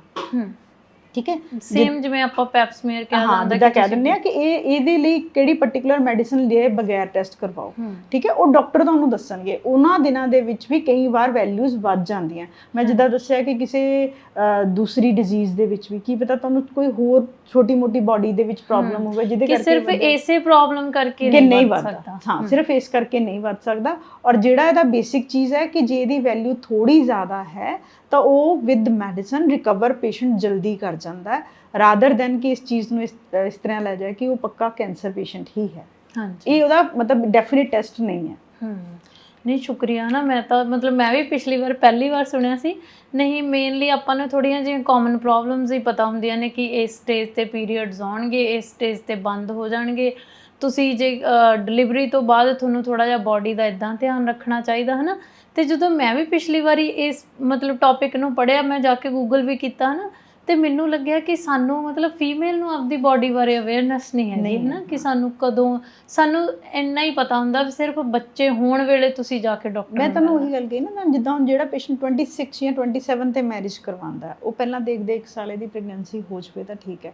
ਜੇ ਕੋਈ ਬੱਚਾ ਕਹਿ ਰਿਹਾ ਕਿ ਪੀਰੀਅਡਸ ਬਹੁਤ ਜ਼ਿਆਦਾ ਪੇਨ ਹੈ, ਉਹਨੂੰ ਕੋਈ ਪੇਨ ਕਿਲਰ ਨੋਰਮਲ ਡਾਕਟਰ ਤੋਂ ਹੀ ਤੁਸੀਂ ਲੈ ਕੇ ਦੇ ਦਿੱਤਾ, ਹੈ ਨਾ। ਤੁਸੀਂ ਇਹ ਦੇਖੋ ਕਿ ਤੁਸੀਂ ਉਹਨੂੰ 7 years ਦਿੱਤੇ ਡਿਜ਼ੀਜ਼ ਨੂੰ ਗਰੋ ਕਰਨ ਲਈ। ਜੇ ਤੁਹਾਨੂੰ ਸ਼ੁਰੂ 'ਚ ਪਤਾ ਹੁੰਦਾ, ਤੁਸੀਂ ਬੱਚੇ ਦਾ ਖਾਣ ਪੀਣ ਸਾਰਾ ਕੁਝ ਘਰ ਦੀਆਂ ਚੀਜ਼ਾਂ ਨਾਲ ਹੀ ਠੀਕ ਕਰ ਸਕਦੇ ਸੀ, ਜਦ ਕਿ ਹੁਣ ਉਹ ਸਰਜਰੀ ਤੱਕ ਪਹੁੰਚ ਗਿਆ। ਸਹੀ ਗੱਲ ਹੈ ਨਾ। ਤਾਂ ਉਹ ਚੀਜ਼ਾਂ ਨੂੰ ਥੋੜ੍ਹਾ ਧਿਆਨ ਰੱਖੋ ਕਿ ਜੇ ਤੁਹਾਡਾ ਬੱਚਾ ਤੁਹਾਨੂੰ ਆ ਕੇ ਕੋਈ ਕੰਪਲੇਂਟ ਦੱਸ ਰਿਹਾ, ਡੋਂਟ ਹੈਜ਼ੀਟੇਟ। ਇਹ ਮਦਰ ਦੀ ਵੀ ਡਿਊਟੀ ਬਣਦੀ ਹੈ ਜੀ ਕਿ ਤੁਹਾਨੂੰ ਬੱਚਾ ਕਹਿ ਰਿਹਾ ਤਾਂ ਇੱਕ ਵਿਜ਼ਿਟ ਨਾਲ ਕੋਈ ਫਰਕ ਨਹੀਂ ਪੈਣਾ। ਨਾ ਹੀ ਡਾਕਟਰ ਇਹਨਾਂ ਚੀਜ਼ਾਂ, ਮੈਂ ਜਿੰਨੇ ਪੇਸ਼ੈਂਟ ਮੇਰੇ ਕੋਲ ਆਉਂਦੇ ਆ, ਮੈਂ ਤਾਂ ਜਿਹੜੇ ਬੱਚੇ ਛੋਟੀਆਂ ਜਿਹੜੀਆਂ 13-14 ਸਪੈਸ਼ਲੀ, ਮੈਂ ਕਹਿੰਦੀ ਹਾਂ ਮੈਨੂੰ ਕੰਸਲਟੇਸ਼ਨ ਨਾ ਦਿਓ, ਪਰ ਇਹਨੂੰ ਹਾਰਮੋਨਸ 'ਤੇ ਨਾ ਪਾਣਾ। ਮੈਂ ਬੈਠੀ ਹਾਂ ਇਹਨਾਂ ਦੇ ਨਾਲ, ਮੈਂ ਤੁਹਾਡੇ ਲਈ ਫੈਮਿਲੀ ਦੀ ਤਰ੍ਹਾਂ ਗੱਲ ਕਰੂੰਗੀ, ਇਹਨਾਂ ਨੂੰ ਸਮਝਾਉਂਗੀ, ਇਹਨਾਂ ਨੂੰ ਥੋੜ੍ਹਾ ਐਕਟਿਵ ਰੱਖੋ ਔਰ ਥੋੜ੍ਹਾ ਜਿਹਾ ਇਹ ਚੀਜ਼ਾਂ ਦਾ ਧਿਆਨ ਰੱਖੋ। ਇੱਕ ਬੱਚੀ ਮੇਰੇ ਕੋਲ ਆਈ ਸੀ, ਮੇਰੇ ਖਿਆਲ 'ਚ 2 ਵਾਰ ਆਈ ਹੈ, ਉਹਨੂੰ ਪੀਰੀਅਡਸ ਦੀ ਪ੍ਰੋਬਲਮ ਸੀ। ਉਹਦੇ ਮੰਮਾ ਇਹ ਵੀ ਕਹਿ ਰਹੇ ਸੀ ਜਿਹੜਾ ਮਰਜ਼ੀ ਟੈਸਟ ਕਰਾ ਲਓ, ਅਸੀਂ PGI ਜਾਣ ਨੂੰ ਵੀ ਤਿਆਰ ਹਾਂ, ਬਹੁਤ ਛੋਟੀ ਬੱਚੀ ਹੈ, ਲੇਕਿਨ ਸੈਕਿੰਡ ਵਿਜ਼ਿਟ 'ਤੇ ਬੱਚਾ ਠੀਕ ਸੀ ਜੀ। ਹਾਂਜੀ, ਹੈ ਨਾ। ਸਿਰਫ ਤੁਹਾਨੂੰ ਅਵੇਅਰਨੈਸ, ਤੁਸੀਂ ਭੱਜ ਦਵਾਈਆਂ ਵੱਲ ਰਹੇ ਹੁੰਦੇ ਹੋ, ਜਾਣਾ ਲਾਈਫਸਟਾਈਲ ਵੱਲ। ਇਲਾਜ ਕਈ ਵਾਰੀ ਤੁਹਾਡੇ ਘਰ 'ਚ ਜਾਂ ਤੁਹਾਡੇ ਖਾਣ ਪੀਣ ਦੇ ਬਦਲਾਅ 'ਚ ਹੀ ਹੁੰਦਾ। ਹਾਂ, ਕਿਉਂਕਿ ਜਿੰਨੇ ਔਰ ਇੱਕ ਨਾ ਹੋਰ ਚੀਜ਼ ਹੈ ਕਿ ਜਰਨਲ ਇਹ ਟੈਸਟ ਤਾਂ ਹੁਣ ਗਵਰਨਮੈਂਟ ਵੀ ਕਰਵਾਉਣ ਲੱਗ ਗਈ ਆ, ਜਾਂ ਇੱਕ ਆਪਣੇ ਬੱਚੇ ਦਾ ਨਾ ਰੈਗੂਲਰ HB ਜ਼ਰੂਰ ਟੈਸਟ ਕਰਵਾਉਂਦੇ ਰਿਹਾ ਕਰੋ ਕਿ ਜੇ ਕਿਸੇ ਦੇ ਹੈਵੀ ਪੀਰੀਅਡਸ ਆ ਰਹੇ ਆ ਔਰ ਉਹਦੇ HB ਘਟ ਰਿਹਾ ਤਾਂ ਉਹਨੂੰ ਉਸ ਤਰ੍ਹਾਂ ਆਇਰਨ ਰਿਚ ਡਾਈਟ ਦੇਣੀ ਬੜੀ ਜ਼ਰੂਰੀ ਹੈ। ਇਹ ਬੱਚਿਆਂ 'ਚ ਥੋੜ੍ਹੀ ਜਿਹੀ ਅਵੇਅਰਨੈਸ ਰੱਖਣੀ ਬੜੀ ਜ਼ਰੂਰੀ ਹੈ। ਇੱਕ ਚੀਜ਼ ਹੋਰ ਮੇਰੇ ਦਿਮਾਗ 'ਚ ਆ ਰਹੀ ਹੈ, ਜਿੱਦਾਂ ਆਪਾਂ ਕਹਿ ਦਿੰਦੇ ਹਾਂ ਕਿ ਅੱਜ ਕੱਲ੍ਹ ਵੀ ਹਰ 1.5 ਸਾਲ ਜਾਂ 2 ਸਾਲ ਬਾਅਦ ਜਿਹੜੀਆਂ ਲੇਡੀਜ਼ 30+ ਨੇ ਉਹਨਾਂ ਨੂੰ ਪੈਪਸਮੀਅਰ ਕਰਵਾਉਣਾ ਚਾਹੀਦਾ, ਹੈ ਨਾ। ਜਾਂ ਫਿਰ ਬਹੁਤ ਸਾਰੇ ਵੈਕਸੀਨੇਸ਼ਨ ਨੇ ਕਿ ਹੁਣ ਕਿਹਾ ਜਾਂਦਾ ਜਿਵੇਂ ਕਿ ਸਰਵੀਕਲ ਕੈਂਸਰ ਲਈ ਪ੍ਰੀ ਵੈਕਸੀਨੇਸ਼ਨ ਆ ਜਿਹੜਾ ਵੀ ਤੁਸੀਂ 15 ਸ਼ਾਇਦ ਪਲੱਸ ਹੋ ਕੇ ਨਾ ਬੱਚੇ ਨੂੰ ਲਗਵਾ ਸਕਦੇ ਹੋ। ਇਹਦੇ ਲਈ ਵੀ ਕੋਈ ਵੈਕਸੀਨੇਸ਼ਨ ਇੱਦਾਂ ਦਾ ਜਿਹੜਾ ਤੁਸੀਂ ਵੀ ਇਨ ਫਿਊਚਰ ਤੁਸੀਂ ਸਿਕਿਉਰ ਹੋ ਜਾਓ ਕਿ ਤੁਸੀਂ ਪਹਿਲਾਂ ਹੀ ਕਰਵਾ ਨਹੀਂ, ਇਹਦੀ ਸਕਦੇ ਵੈਕਸੀਨੇਸ਼ਨ ਕੋਈ ਨਹੀਂ ਹੁੰਦੀ, ਅੱਛਾ ਇਹਦੇ ਜੀ। ਪ੍ਰੀਕਾਸ਼ਨ ਜ਼ਰੂਰ ਹੁੰਦੇ ਆ, ਹੂੰ ਲਾਈਫਸਟਾਈਲ ਚੇਂजेस ਜ਼ਰੂਰ ਹੁੰਦੇ ਆ, ਯੋਗਾ ਜ਼ਰੂਰ ਹੈ, ਮੈਡੀਟੇਸ਼ਨ ਜ਼ਰੂਰ ਹੈ, ਲੇਕਿਨ ਇਹਦੀ ਵੈਕਸੀਨੇਸ਼ਨ ਨਹੀਂ ਹੈ। Prevention is always better than cure. ਤੁਸੀਂ ਇਹ ਬਚ ਗੱਲ ਤਾਂ ਸਕਦੇ ਹੋ, ਔਰ ਉਹ ਬਚ ਵੀ ਤੁਸੀਂ ਆਪਣੇ ਆਮ, ਬਿਲਕੁਲ ਆਮ ਗੱਲਾਂ ਨਾਲ ਬਚ ਸਕਦੇ ਹੋ ਜਦ ਤੱਕ ਤੁਸੀਂ ਡਾਕਟਰ ਕੋਲ। ਮੈਂ ਜਿੰਨਾ ਮੈਂ ਦੇਖਿਆ ਨਾ ਮੈਮ, ਕਿ ਮੇਰੇ ਕੋਲ ਅਬਰੋਡ ਤੋਂ ਵੀ ਜਿਹੜੀਆਂ ਰਿਪੋਰਟਸ ਆ ਰਹੀਆਂ, ਕਿਉਂਕਿ ਇੱਥੇ ਤਾਂ ਫਿਰ ਵੀ ਅਸੀਂ ਗੱਲ ਸੁਣਦੇ ਹਾਂ, ਉੱਥੇ ਤਾਂ ਮੈਡੀਕਲ ਟ੍ਰੀਟਮੈਂਟ ਬਹੁਤ ਹੀ ਇਹ ਹਾਲ ਹੈ ਕਿ 3-3 ਮਹੀਨੇ ਅਪਾਇੰਟਮੈਂਟ ਹੀ ਨਹੀਂ ਮਿਲਦੀ। ਜਿਹਨੂੰ ਸਾਲ 'ਚ 4 ਅਪਾਇੰਟਮੈਂਟ ਮਿਲੀਆਂ ਤਦ ਤੱਕ ਤਾਂ ਕੇਸ ਕਿਤੇ ਪਹੁੰਚ ਜਾਂਦਾ, ਮਤਲਬ ਬਿਮਾਰੀ ਵੱਧ ਜਾਂਦੀ ਹੈ। ਤਾਂ ਉਹਦੇ ਲਈ ਸਭ ਤੋਂ ਅੱਛੀ ਚੀਜ਼ ਇਹ ਹੈ ਕਿ ਤੁਸੀਂ ਪਹਿਲਾਂ ਆਪਣਾ ਕਿਚਨ ਅੱਛਾ ਕਰੋ। ਠੀਕ ਹੈ, ਉਹਦੇ ਵਿੱਚ ਜਿਹੜੀਆਂ ਪੁਰਾਣੀਆਂ ਚੀਜ਼ਾਂ ਸੀ ਉਹ ਗਲਤ ਨਹੀਂ ਸੀ। ਚਾਏ ਦੇ ਵਿੱਚ ਦਾਲਚੀਨੀ ਪਾਣਾ ਅੱਛੀ ਹੈਬਿਟ ਸੀਗੀ। ਠੀਕ ਹੈ, ਮੌਸਮ ਦੇ ਹਿਸਾਬ ਨਾਲ ਜਿਹੜੀ ਚੀਜ਼ ਤੁਹਾਨੂੰ ਸੂਟ ਕਰਦੀ ਹੈ ਉਹਨੂੰ, ਜਿੱਦਾਂ ਹਲਦੀ ਹੈ, ਹਲਦੀ ਬਹੁਤ ਅੱਛੀ ਹੁੰਦੀ ਹੈ। ਰੈਗੂਲਰ ਬੇਸ ਤੇ ਮੈਂ ਹਰ ਪੇਸ਼ੈਂਟ ਨੂੰ ਕਹਿੰਦੀ ਹਾਂ ਰਾਤ ਨੂੰ ਹਲਦੀ ਵਾਲਾ ਦੁੱਧ ਪੀਆ ਕਰੋ। ਆਪਣੇ ਬੱਚੇ ਨੂੰ ਇਹਨਾਂ ਚੀਜ਼ਾਂ ਦੀਆਂ ਆਦਤਾਂ ਪਾਓ, ਉਹ ਜ਼ਿਆਦਾ ਬੈਨੀਫੀਸ਼ੀਅਲ ਹੈ ਰਾਦਰ ਦੈਨ ਕਿ ਤੁਹਾਡੇ ਹੱਥ 'ਚੋਂ ਜਦੋਂ ਚੀਜ਼ ਨਿਕਲ ਜਾਏ ਫਿਰ ਤੁਸੀਂ ਅਲੱਗ-ਅਲੱਗ ਇਨਫਰਟੀਲਿਟੀ ਸੈਂਟਰਸ 'ਚ ਜਾਂਦੇ ਹੋ, ਫਿਰ ਸਟ੍ਰੈਸ ਵੀ ਹੈ ਔਰ ਪੈਸਾ ਬਹੁਤ ਜ਼ਿਆਦਾ। ਮੇਰੇ ਕੋਲ ਇੱਕ ਪੇਸ਼ੈਂਟ ਆਇਆ ਸੀ ਮੈਮ, ਉਹਦਾ ਬਹੁਤ ਅਮਾਊਂਟ ਖਰਾਬ ਹੋ ਗਿਆ, ਔਰ ਹੁਣ ਪੇਸ਼ੈਂਟ ਦੀ ਕੰਡੀਸ਼ਨ ਜਦੋਂ ਮੇਰੇ ਕੋਲ ਪਹੁੰਚਿਆ ਸਰਜਰੀ ਤੋਂ ਬਾਅਦ ਉਹਦੀ ਕੰਡੀਸ਼ਨ ਬਿਲਕੁਲ ਵਰਸ ਸੀ। ਹਾਂਜੀ ਹਾਂ, ਤਾਂ ਉਹ ਦੇਖੋ ਡਾਕਟਰ ਆਪਣਾ ਬੈਸਟ ਦੇਗਾ, ਕੋਈ ਡਾਕਟਰ ਗਲਤ ਨਹੀਂ ਕਰਦਾ, ਚਾਹੇ ਉਹ ਹੈ, ਲੇਕਿਨ ਜਿੱਥੇ ਤੁਸੀਂ ਕਹਿ ਰਹੇ ਹੋ ਕਿ ਅਸੀਂ ਪਰਹੇਜ਼ ਹੀ ਨਹੀਂ ਕਰ ਰਹੇ, ਅਸੀਂ ਸਿਰਫ ਦਵਾਈਆਂ ਖਾਣੀਆਂ, ਉੱਥੇ ਠੀਕ ਹੋਣ ਦੇ ਚਾਂਸਸ ਨਿਗਲੀਜੀਬਲ ਹੀ ਹੋ ਜਾਂਦੇ ਆ। ਮੈਂ ਤਾਂ ਸਾਫ਼ ਹੀ ਕਹਿ ਰਹੀ ਹਾਂ, ਹਮੇਸ਼ਾ ਆਪਣੀ ਕਿਚਨ ਸਾਫ਼ ਸੁਥਰੀ ਰੱਖੋ, ਆਪਣੀ ਹਾਈਜੀਨ ਦਾ ਧਿਆਨ ਰੱਖੋ। ਤੁਸੀਂ ਸਾਰੀ ਦੁਨੀਆ ਨੂੰ ਨਹੀਂ ਬਦਲ ਸਕਦੇ, ਤੁਸੀਂ ਆਪਣੇ ਬੱਚਿਆਂ ਨਾਲ 15 ਦਿਨ ਬਾਅਦ 20 ਦਿਨ ਬਾਅਦ ਇੱਕ ਵਾਰ ਬਾਹਰ ਖਾਓ, ਲੇਕਿਨ ਉਸ ਤੋਂ ਇਲਾਵਾ ਆਪਣੀ ਕਿਚਨ ਦੇ ਵਿੱਚ ਸਾਰੇ ਨੈਚੁਰਲ ਇੰਗਰੀਡੀਐਂਟ ਰੱਖੋ। ਸਭ ਕੁਝ ਹੈ ਤੁਹਾਡੇ ਘਰ 'ਚ, ਔਰ ਜਦੋਂ ਬੱਚਾ ਘਰੋਂ ਟਿਫਿਨ ਨਹੀਂ ਲੈ ਕੇ ਜਾਏਗਾ, ਬਾਹਰ ਜਿੰਨੇ ਸਪੈਸ਼ਲੀ ਕਾਲਜ ਗੋਇੰਗ ਬੱਚੇ ਆ ਉਹਨਾਂ ਨੂੰ ਜਲਦੀ ਦਿਖ ਜਾਂਦੀਆਂ ਇਹ ਚੀਜ਼ਾਂ। ਉਹ ਜਦੋਂ ਇਸ ਸਟੇਜ 'ਚ ਜਾ ਕੇ ਅਪਰੋਚ ਕਰਦੇ ਆ, ਨਹੀਂ ਪਤਾ ਕਿ ਕਦੋਂ ਇਹ ਪ੍ਰੋਬਲਮਸ ਆ ਜਾਣ। ਅਸੀਂ ਤਾਂ ਕੰਪੀਟੀਸ਼ਨ ਜਾਂ ਕਿ ਆਪਦੇ ਨਿਆਣੇ ਨੂੰ ਅਸੀਂ ਡੇਲੀ ਮਤਲਬ ਪੈਸੇ ਦੇ ਕੇ ਭੇਜਦੇ ਹਾਂ ਕਿ ਜੇ ਕਿਸੇ ਹੋਰ ਦਾ ਬੱਚਾ ਕੰਟੀਨ ਤੋਂ ਖਾ ਰਿਹਾ ਉਹ ਕਿਤੇ ਮੇਰਾ ਬੱਚਾ ਕੰਪਲੈਕਸ ਨਾ ਫੀਲ ਕਰੇ, ਹੈ ਨਾ, ਇਹ ਗਲਤ ਹੈ ਕਿ ਉਹਨੂੰ ਇਹ ਨਾ ਲੱਗੇ ਕਿ ਬਲਕਿ ਮੇਰੇ ਮੈਂ ਘਰ ਐਜ਼ ਅ ਮਦਰ ਇਹ ਕਹਿੰਦੀ ਆ ਕਿ ਚਾਹੇ ਤੁਸੀਂ ਤੁਹਾਨੂੰ ਥੋੜੀ ਜਿਹੀ ਦੇਖੋ, ਰੋਜ਼ ਬੱਚਾ ਉਹੀ ਚੀਜ਼ ਵੀ ਨਹੀਂ ਲੈ ਕੇ ਜਾ ਸਕਦਾ। ਜਸਟ ਮੇਕ 2 ਟਿਫਿਨ, ਇੱਕ 'ਚ ਫਰੂਟਸ ਹੋਣੇ ਚਾਹੀਦੇ ਆ ਔਰ ਇੱਕ 'ਚ ਤੁਹਾਡਾ ਨਾਰਮਲ ਰੂਟੀਨ ਹੋਣਾ ਚਾਹੀਦਾ। ਰੋਜ਼ ਤੁਸੀਂ ਜੇ ਨਹੀਂ ਵੀ ਪਰੌਂਠੀ ਪਾ ਸਕਦੇ ਉਹਨੂੰ ਆਲਟਰ ਕਰਨਾ, ਐਜ਼ ਅ ਮਦਰ ਤੁਹਾਨੂੰ ਬਹੁਤ ਕੁਝ ਆ ਸਕਦਾ ਹੈ ਨਾ, ਤਾਂ ਉਹਨੂੰ ਆਲਟਰ ਕਰਕੇ ਪਾ ਦਿਓ, ਲੇਕਿਨ ਸਿੰਪਲ ਇੰਡੀਅਨ ਫੂਡ ਦਿਓ। ਫੂਡ, ਦਹੀਂ 'ਚ ਕਿੰਨੀ ਤਾਕਤ ਹੈ, ਤੁਸੀਂ ਇਹ ਦੇਖੋ, ਦਹੀਂ ਦੀਆਂ ਬਣੀਆਂ ਚੀਜ਼ਾਂ ਹੋ ਗਈਆਂ, ਚਾਵਲ ਹੋ ਗਿਆ, ਸੂਜੀ ਹੋ ਗਿਆ, ਇਹਨਾਂ ਚੀਜ਼ਾਂ ਨੂੰ ਆਪਣੀ ਉਹਦੇ 'ਚ ਇਨਕਲੂਡ ਕਰੋ ਡਾਈਟ ਦੇ ਵਿੱਚ, ਤਾਂ ਕਿ ਬੱਚਿਆਂ ਦਾ, ਔਰ ਸਪੈਸ਼ਲੀ ਮੈਂ ਮਦਰਸ ਨੂੰ ਇਹ ਕਹਿੰਦੀ ਹਾਂ, ਡੋਂਟ ਪੈਂਪਰ ਯੂਅਰ ਚਾਈਲਡ ਕਿ ਕੋਈ ਗੱਲ ਨਹੀਂ ਬਾਅਦ 'ਚ ਆਪਣੇ ਆਪ ਵੇਟ ਘਟ ਜਾਏਗਾ। ਸ਼ੁਰੂ ਤੋਂ ਬੱਚਿਆਂ ਨੂੰ ਗੇਮ ਦੀ ਆਦਤ ਪਾਓ, ਆਪਣੀ ਹੈਲਥ ਅਵੇਅਰਨੈਸ ਰੱਖੋ। ਤੁਹਾਨੂੰ ਲੱਗਦਾ ਕਿ ਤੁਹਾਡੇ ਬੱਚੇ ਦਾ weight ਥੋੜਾ ਜਿਹਾ ਵੀ ਵੱਧ ਰਿਹਾ ਤਾਂ ਰਾਤ ਨੂੰ ਫਰੂਟਸ ਤੇ ਕਰ ਦਿਓ। ਠੀਕ ਹੈ, ਇਹਦੇ 'ਚ ਪਿਆਰ ਨਹੀਂ ਹੈ। ਜੇ ਤੁਸੀਂ ਕਹਿ ਰਹੇ ਹੋ ਕਿ ਤੁਸੀਂ ਆਪਣੇ ਬੱਚੇ ਨੇ ਜਿੱਦ ਕੀਤੀ ਤੇ ਉਹਨੂੰ 2 ਵਾਰੀ ਦਿਨ 'ਚ ਕੋਲਡ ਡਰਿੰਕ ਦਿੱਤਾ, ਮੈਨੂੰ ਨਹੀਂ ਲੱਗਦਾ ਇਹ 'ਚ ਪਿਆਰ ਹੈ। ਸਹੀ ਗੱਲ ਹੈ, ਇਹ ਤੁਸੀਂ ਉਹਦਾ ਨੁਕਸਾਨ ਕਰ ਰਹੇ ਹੋ। ਸ਼ੁਕਰੀਆ ਮੈਮ, ਮੈਨੂੰ ਮਤਲਬ ਖੁਦ ਚੰਗਾ ਲੱਗਿਆ ਕਿ ਆਪਾਂ ਇਦਾਂ ਦੇ ਸਬਜੈਕਟ 'ਤੇ ਜਾਂ ਇਦਾਂ ਦੇ ਇਸ਼ੂਜ਼ 'ਤੇ ਵੀ ਗੱਲਬਾਤ ਕਰ ਰਹੇ ਹਾਂ, ਹੈ ਨਾ, ਕਿ ਜਿਹੜੇ ਖੁਦ ਸਾਨੂੰ ਨਹੀਂ ਪਤਾ ਕਿ ਸਾਡੇ ਸਰੀਰ 'ਚ ਇਹ ਚੀਜ਼ਾਂ ਵੀ ਹੋ ਸਕਦੀਆਂ ਨੇ। ਤੁਸੀਂ ਗੱਲਬਾਤ ਪੂਰੀ ਸੁਣ ਲਈ। ਮੈਨੂੰ ਕਈ ਵਾਰੀ ਨਾ ਸਮਝ ਨਹੀਂ ਆਉਂਦੀ ਹੁੰਦੀ ਪ੍ਰੋਗਰਾਮ ਤੋਂ ਬਾਅਦ ਕਿ ਅਸੀਂ ਇਹਦੇ 'ਤੇ ਤੁਹਾਨੂੰ ਹੁਣ ਅਖੀਰ 'ਤੇ ਕੀ ਕਹੀਏ, ਪਰ ਅੱਜ ਦੀ ਗੱਲਬਾਤ ਤੋਂ ਮੈਨੂੰ ਇਹੀ ਲੱਗਿਆ ਕਿ ਹਰ ਉਹ ਮਾਂ ਜਿਹਦੇ ਕੋਈ ਕੁੜੀ ਆ ਖਾਸ ਕਰਕੇ, ਹੈ ਨਾ, ਉਹਨੂੰ ਬਹੁਤ ਜ਼ਿਆਦਾ ਮੈਡੀਕਲੀ ਨੌਲੇਜ ਹੋਣੀ ਚਾਹੀਦੀ ਹੈ ਕਿ ਜੇ ਉਹਦੇ ਬੱਚੇ ਨੂੰ ਕੋਈ ਇੱਦਾਂ ਦੀ ਪ੍ਰੋਬਲਮ ਹੋ ਰਹੀ ਹੈ, ਇੱਦਾਂ ਦੇ ਕੋਈ ਸਾਈਨਸ ਆ ਰਹੇ ਨੇ ਜਿਹੜੇ ਮੈਮ ਨੇ ਦੱਸੇ ਨੇ, ਕਿ ਉਹਨੂੰ ਖੁਦ ਪਤਾ ਹੋਣਾ ਚਾਹੀਦਾ ਕਿ ਮੈਂ ਆਪਣੇ ਬੱਚੇ ਨੂੰ ਗਾਇਨੀ ਦੇ ਡਾਕਟਰ ਕੋਲ ਲੈ ਕੇ ਜਾਣਾ, ਨਾ ਕਿ ਤੁਸੀਂ ਘਰੇ ਇਲਾਜ ਕਰਦੇ ਰਹੋ। ਕਿ ਮੇਨਲੀ ਆਪਾਂ ਕੁੜੀਆਂ ਨੂੰ ਛੋਟੀ ਉਮਰ 'ਚ ਪੇਨ ਕਿਲਰ ਦੇਣਾ ਸ਼ੁਰੂ ਕਰ ਦਿੰਦੇ ਹਾਂ, ਜਾਂ ਫਿਰ ਇਹ ਕਹਿ ਦਿੰਦੇ ਹਾਂ ਕਿ ਇਹਨਾਂ ਦਿਨਾਂ 'ਚ ਤੂੰ ਖੱਟੀਆਂ ਚੀਜ਼ਾਂ ਨਾ ਖਾ, ਇਹ ਚੀਜ਼ਾਂ ਨਾ ਖਾ। ਮਤਲਬ ਬੱਚੇ ਦੀ ਕੇਅਰ ਆ ਜਿਹੜੀ ਤੁਹਾਨੂੰ ਹਮੇਸ਼ਾ ਕਰਨੀ ਚਾਹੀਦੀ ਹੈ, ਸ਼ੁਰੂ ਤੋਂ ਹੀ ਉਹਨੂੰ ਘਰ ਦੇ ਖਾਣੇ 'ਤੇ, ਜਿਵੇਂ ਇਹਨਾਂ ਨੇ ਕਿਹਾ ਕਿ ਤੁਸੀਂ ਲਾਓ, ਤੁਹਾਨੂੰ ਪਤਾ ਹੋਣਾ ਚਾਹੀਦਾ ਕਿ ਬਾਹਰ ਦਾ ਖਾਣਾ ਤੁਹਾਡੇ ਨਿਆਣੇ ਅੰਦਰ ਕਿੰਨੀਆਂ ਜ਼ਿਆਦਾ ਤਕਲੀਫਾਂ ਲਿਆ ਸਕਦਾ। ਅਤੇ ਇੱਕ ਚੀਜ਼ ਹੋਰ ਆ ਜਿਹੜੀ ਅਸੀਂ ਬਹੁਤ ਜ਼ਿਆਦਾ ਮਤਲਬ ਉਸ ਚੀਜ਼ ਲਈ ਅਸੀਂ ਕੇਅਰਲੈਸ ਰਹਿੰਦੇ ਹਾਂ, ਉਹ ਇਹ ਹੁੰਦਾ ਹੈ ਕਿ ਅਸੀਂ ਬੱਚੇ ਨੂੰ ਇਹ ਤਾਂ ਦੱਸ ਦਿੰਦੇ ਹਾਂ ਕਿ ਤੈਨੂੰ ਪੀਰੀਅਡਸ ਆ ਰਹੇ ਨੇ, ਇਹਨਾਂ ਦਿਨਾਂ 'ਚ ਤੈਨੂੰ ਰੈਸਟ ਜ਼ਰੂਰੀ ਆ। ਅਸੀਂ ਉਹਨੂੰ ਇਹ ਨਹੀਂ ਦੱਸਦੇ ਕਿ ਤੈਨੂੰ ਆਪਣੀ ਕੇਅਰ ਕਿਵੇਂ ਕਰਨੀ ਚਾਹੀਦੀ ਆ। ਅਤੇ ਬਹੁਤ ਕੁੜੀਆਂ ਨੇ ਜਿਹੜੀਆਂ ਵਿਆਹ ਤੋਂ ਬਾਅਦ ਜਿਨ੍ਹਾਂ ਨੂੰ ਇਹ ਪ੍ਰੋਬਲਮਸ ਹੁੰਦੀਆਂ ਨੇ, ਉਹ ਨਾ ਤਾਂ ਆਪਣੇ ਘਰ ਵਾਲੇ ਨਾਲ ਇਸ ਬਾਰੇ ਗੱਲਬਾਤ ਕਰਦੀਆਂ ਨੇ, ਨਾ ਘਰ 'ਚ ਜਿਹੜੇ ਵੱਡੇ ਹੁੰਦੇ ਨੇ ਉਹਨਾਂ ਨਾਲ ਕਰਦੀਆਂ ਨੇ। ਤੇ ਫਿਰ ਸਾਡੀ ਪ੍ਰੋਬਲਮ ਵੱਧ ਜਾਂਦੀ ਹੈ। ਫਿਰ ਅਸੀਂ ਗਾਇਨੀ ਦੇ ਡਾਕਟਰ ਕੋਲ ਜਦੋਂ ਜਾਂਦੇ ਹਾਂ, ਉਹ ਸਾਨੂੰ ਦੱਸਦੇ ਆ ਕਿ ਤੁਸੀਂ ਕਿਸ ਸਟੇਜ 'ਤੇ ਹੋ। ਮੈਂ ਇਹ ਸ਼ਬਦ ਪਹਿਲੀ ਵਾਰੀ ਪਿਛਲੀ ਵਾਰ ਸੁਣਿਆ ਕਿ ਕੋਈ ਐਂਡੋਮੈਟਰੀਓਸਿਸ ਨਾਂ ਦੀ ਪ੍ਰੋਬਲਮ ਹੈ, ਜਿਹੜੀ ਕਿ ਖੁਦ ਮੈਂ ਫੀਮੇਲ ਹਾਂ, 40 ਸਾਲ ਦੀ ਹਾਂ, ਮੈਨੂੰ ਨਹੀਂ ਸੀ ਪਤਾ। ਤੇ ਇੱਥੋਂ ਪਤਾ ਲੱਗਦਾ ਕਿ ਹਰ 6 ਮਹੀਨੇ ਬਾਅਦ ਜਾਂ ਸਾਲ ਬਾਅਦ ਤੁਸੀਂ ਗਾਇਨੀ ਦੇ ਡਾਕਟਰ ਨੂੰ ਮਿਲੋ। ਆਪਣੇ ਕੁਝ ਕੁ ਰੂਟੀਨ ਚੈੱਕਅਪ ਨੇ ਜਿਹੜੇ ਉਹ ਜ਼ਰੂਰ ਕਰਾਓ। ਇਹ ਵੀ ਬਹੁਤ ਵੱਡਾ ਭਰਮ ਆ ਕਿ ਤੁਸੀਂ ਟੈਸਟ ਕਰਾ ਲੈਂਦੇ ਹੋ ਤੇ ਫਿਰ ਜਾ ਕੇ ਕਹਿੰਦੇ ਹੋ ਕੁਛ ਵੀ ਨਹੀਂ ਨਿਕਲਿਆ। ਜਿਵੇਂ ਉਹਨਾਂ ਨੇ ਕਿਹਾ ਕਿ ਬਹੁਤ ਚੰਗੀ ਗੱਲ ਆ ਕਿ ਤੁਹਾਡੇ ਟੈਸਟਾਂ ਦੇ ਵਿੱਚ ਕੁਛ ਵੀ ਨਹੀਂ ਨਿਕਲਿਆ, ਪਰ ਤੁਹਾਨੂੰ ਇੱਕ ਤਸੱਲੀ ਹੋ ਜਾਂਦੀ ਹੈ ਕਿ ਹਾਂ ਮੇਰਾ ਸਰੀਰ ਠੀਕ ਆ, ਮੈਂ ਤੰਦਰੁਸਤ ਹਾਂ। ਅਤੇ ਇਹ ਕੋਈ ਬਹੁਤ ਜ਼ਿਆਦਾ ਮਹਿੰਗਾ ਨਹੀਂ ਹੁੰਦਾ ਕਿਸੇ ਡਾਕਟਰ ਨੂੰ ਮਿਲਣਾ। ਮਹਿੰਗਾ ਹੁੰਦਾ ਤੁਹਾਡੀ ਜਦੋਂ ਬਿਮਾਰੀ ਅਖੀਰ 'ਤੇ ਪਹੁੰਚ ਜਾਂਦੀ ਹੈ ਉਹਦਾ ਇਲਾਜ। ਉੱਥੇ ਤੱਕ ਨਾ ਜਾਓ, ਹਮੇਸ਼ਾ ਡਾਕਟਰ ਨੂੰ ਮਿਲਦੇ ਰਹੋ ਅਤੇ ਤੰਦਰੁਸਤ ਰਹੋ। ਇਹੀ ਸਾਡਾ ਇਹ ਪ੍ਰੋਗਰਾਮ ਕਰਨ ਦਾ ਮਕਸਦ ਹੈ। ਸਤਿ ਸ਼੍ਰੀ ਅਕਾਲ।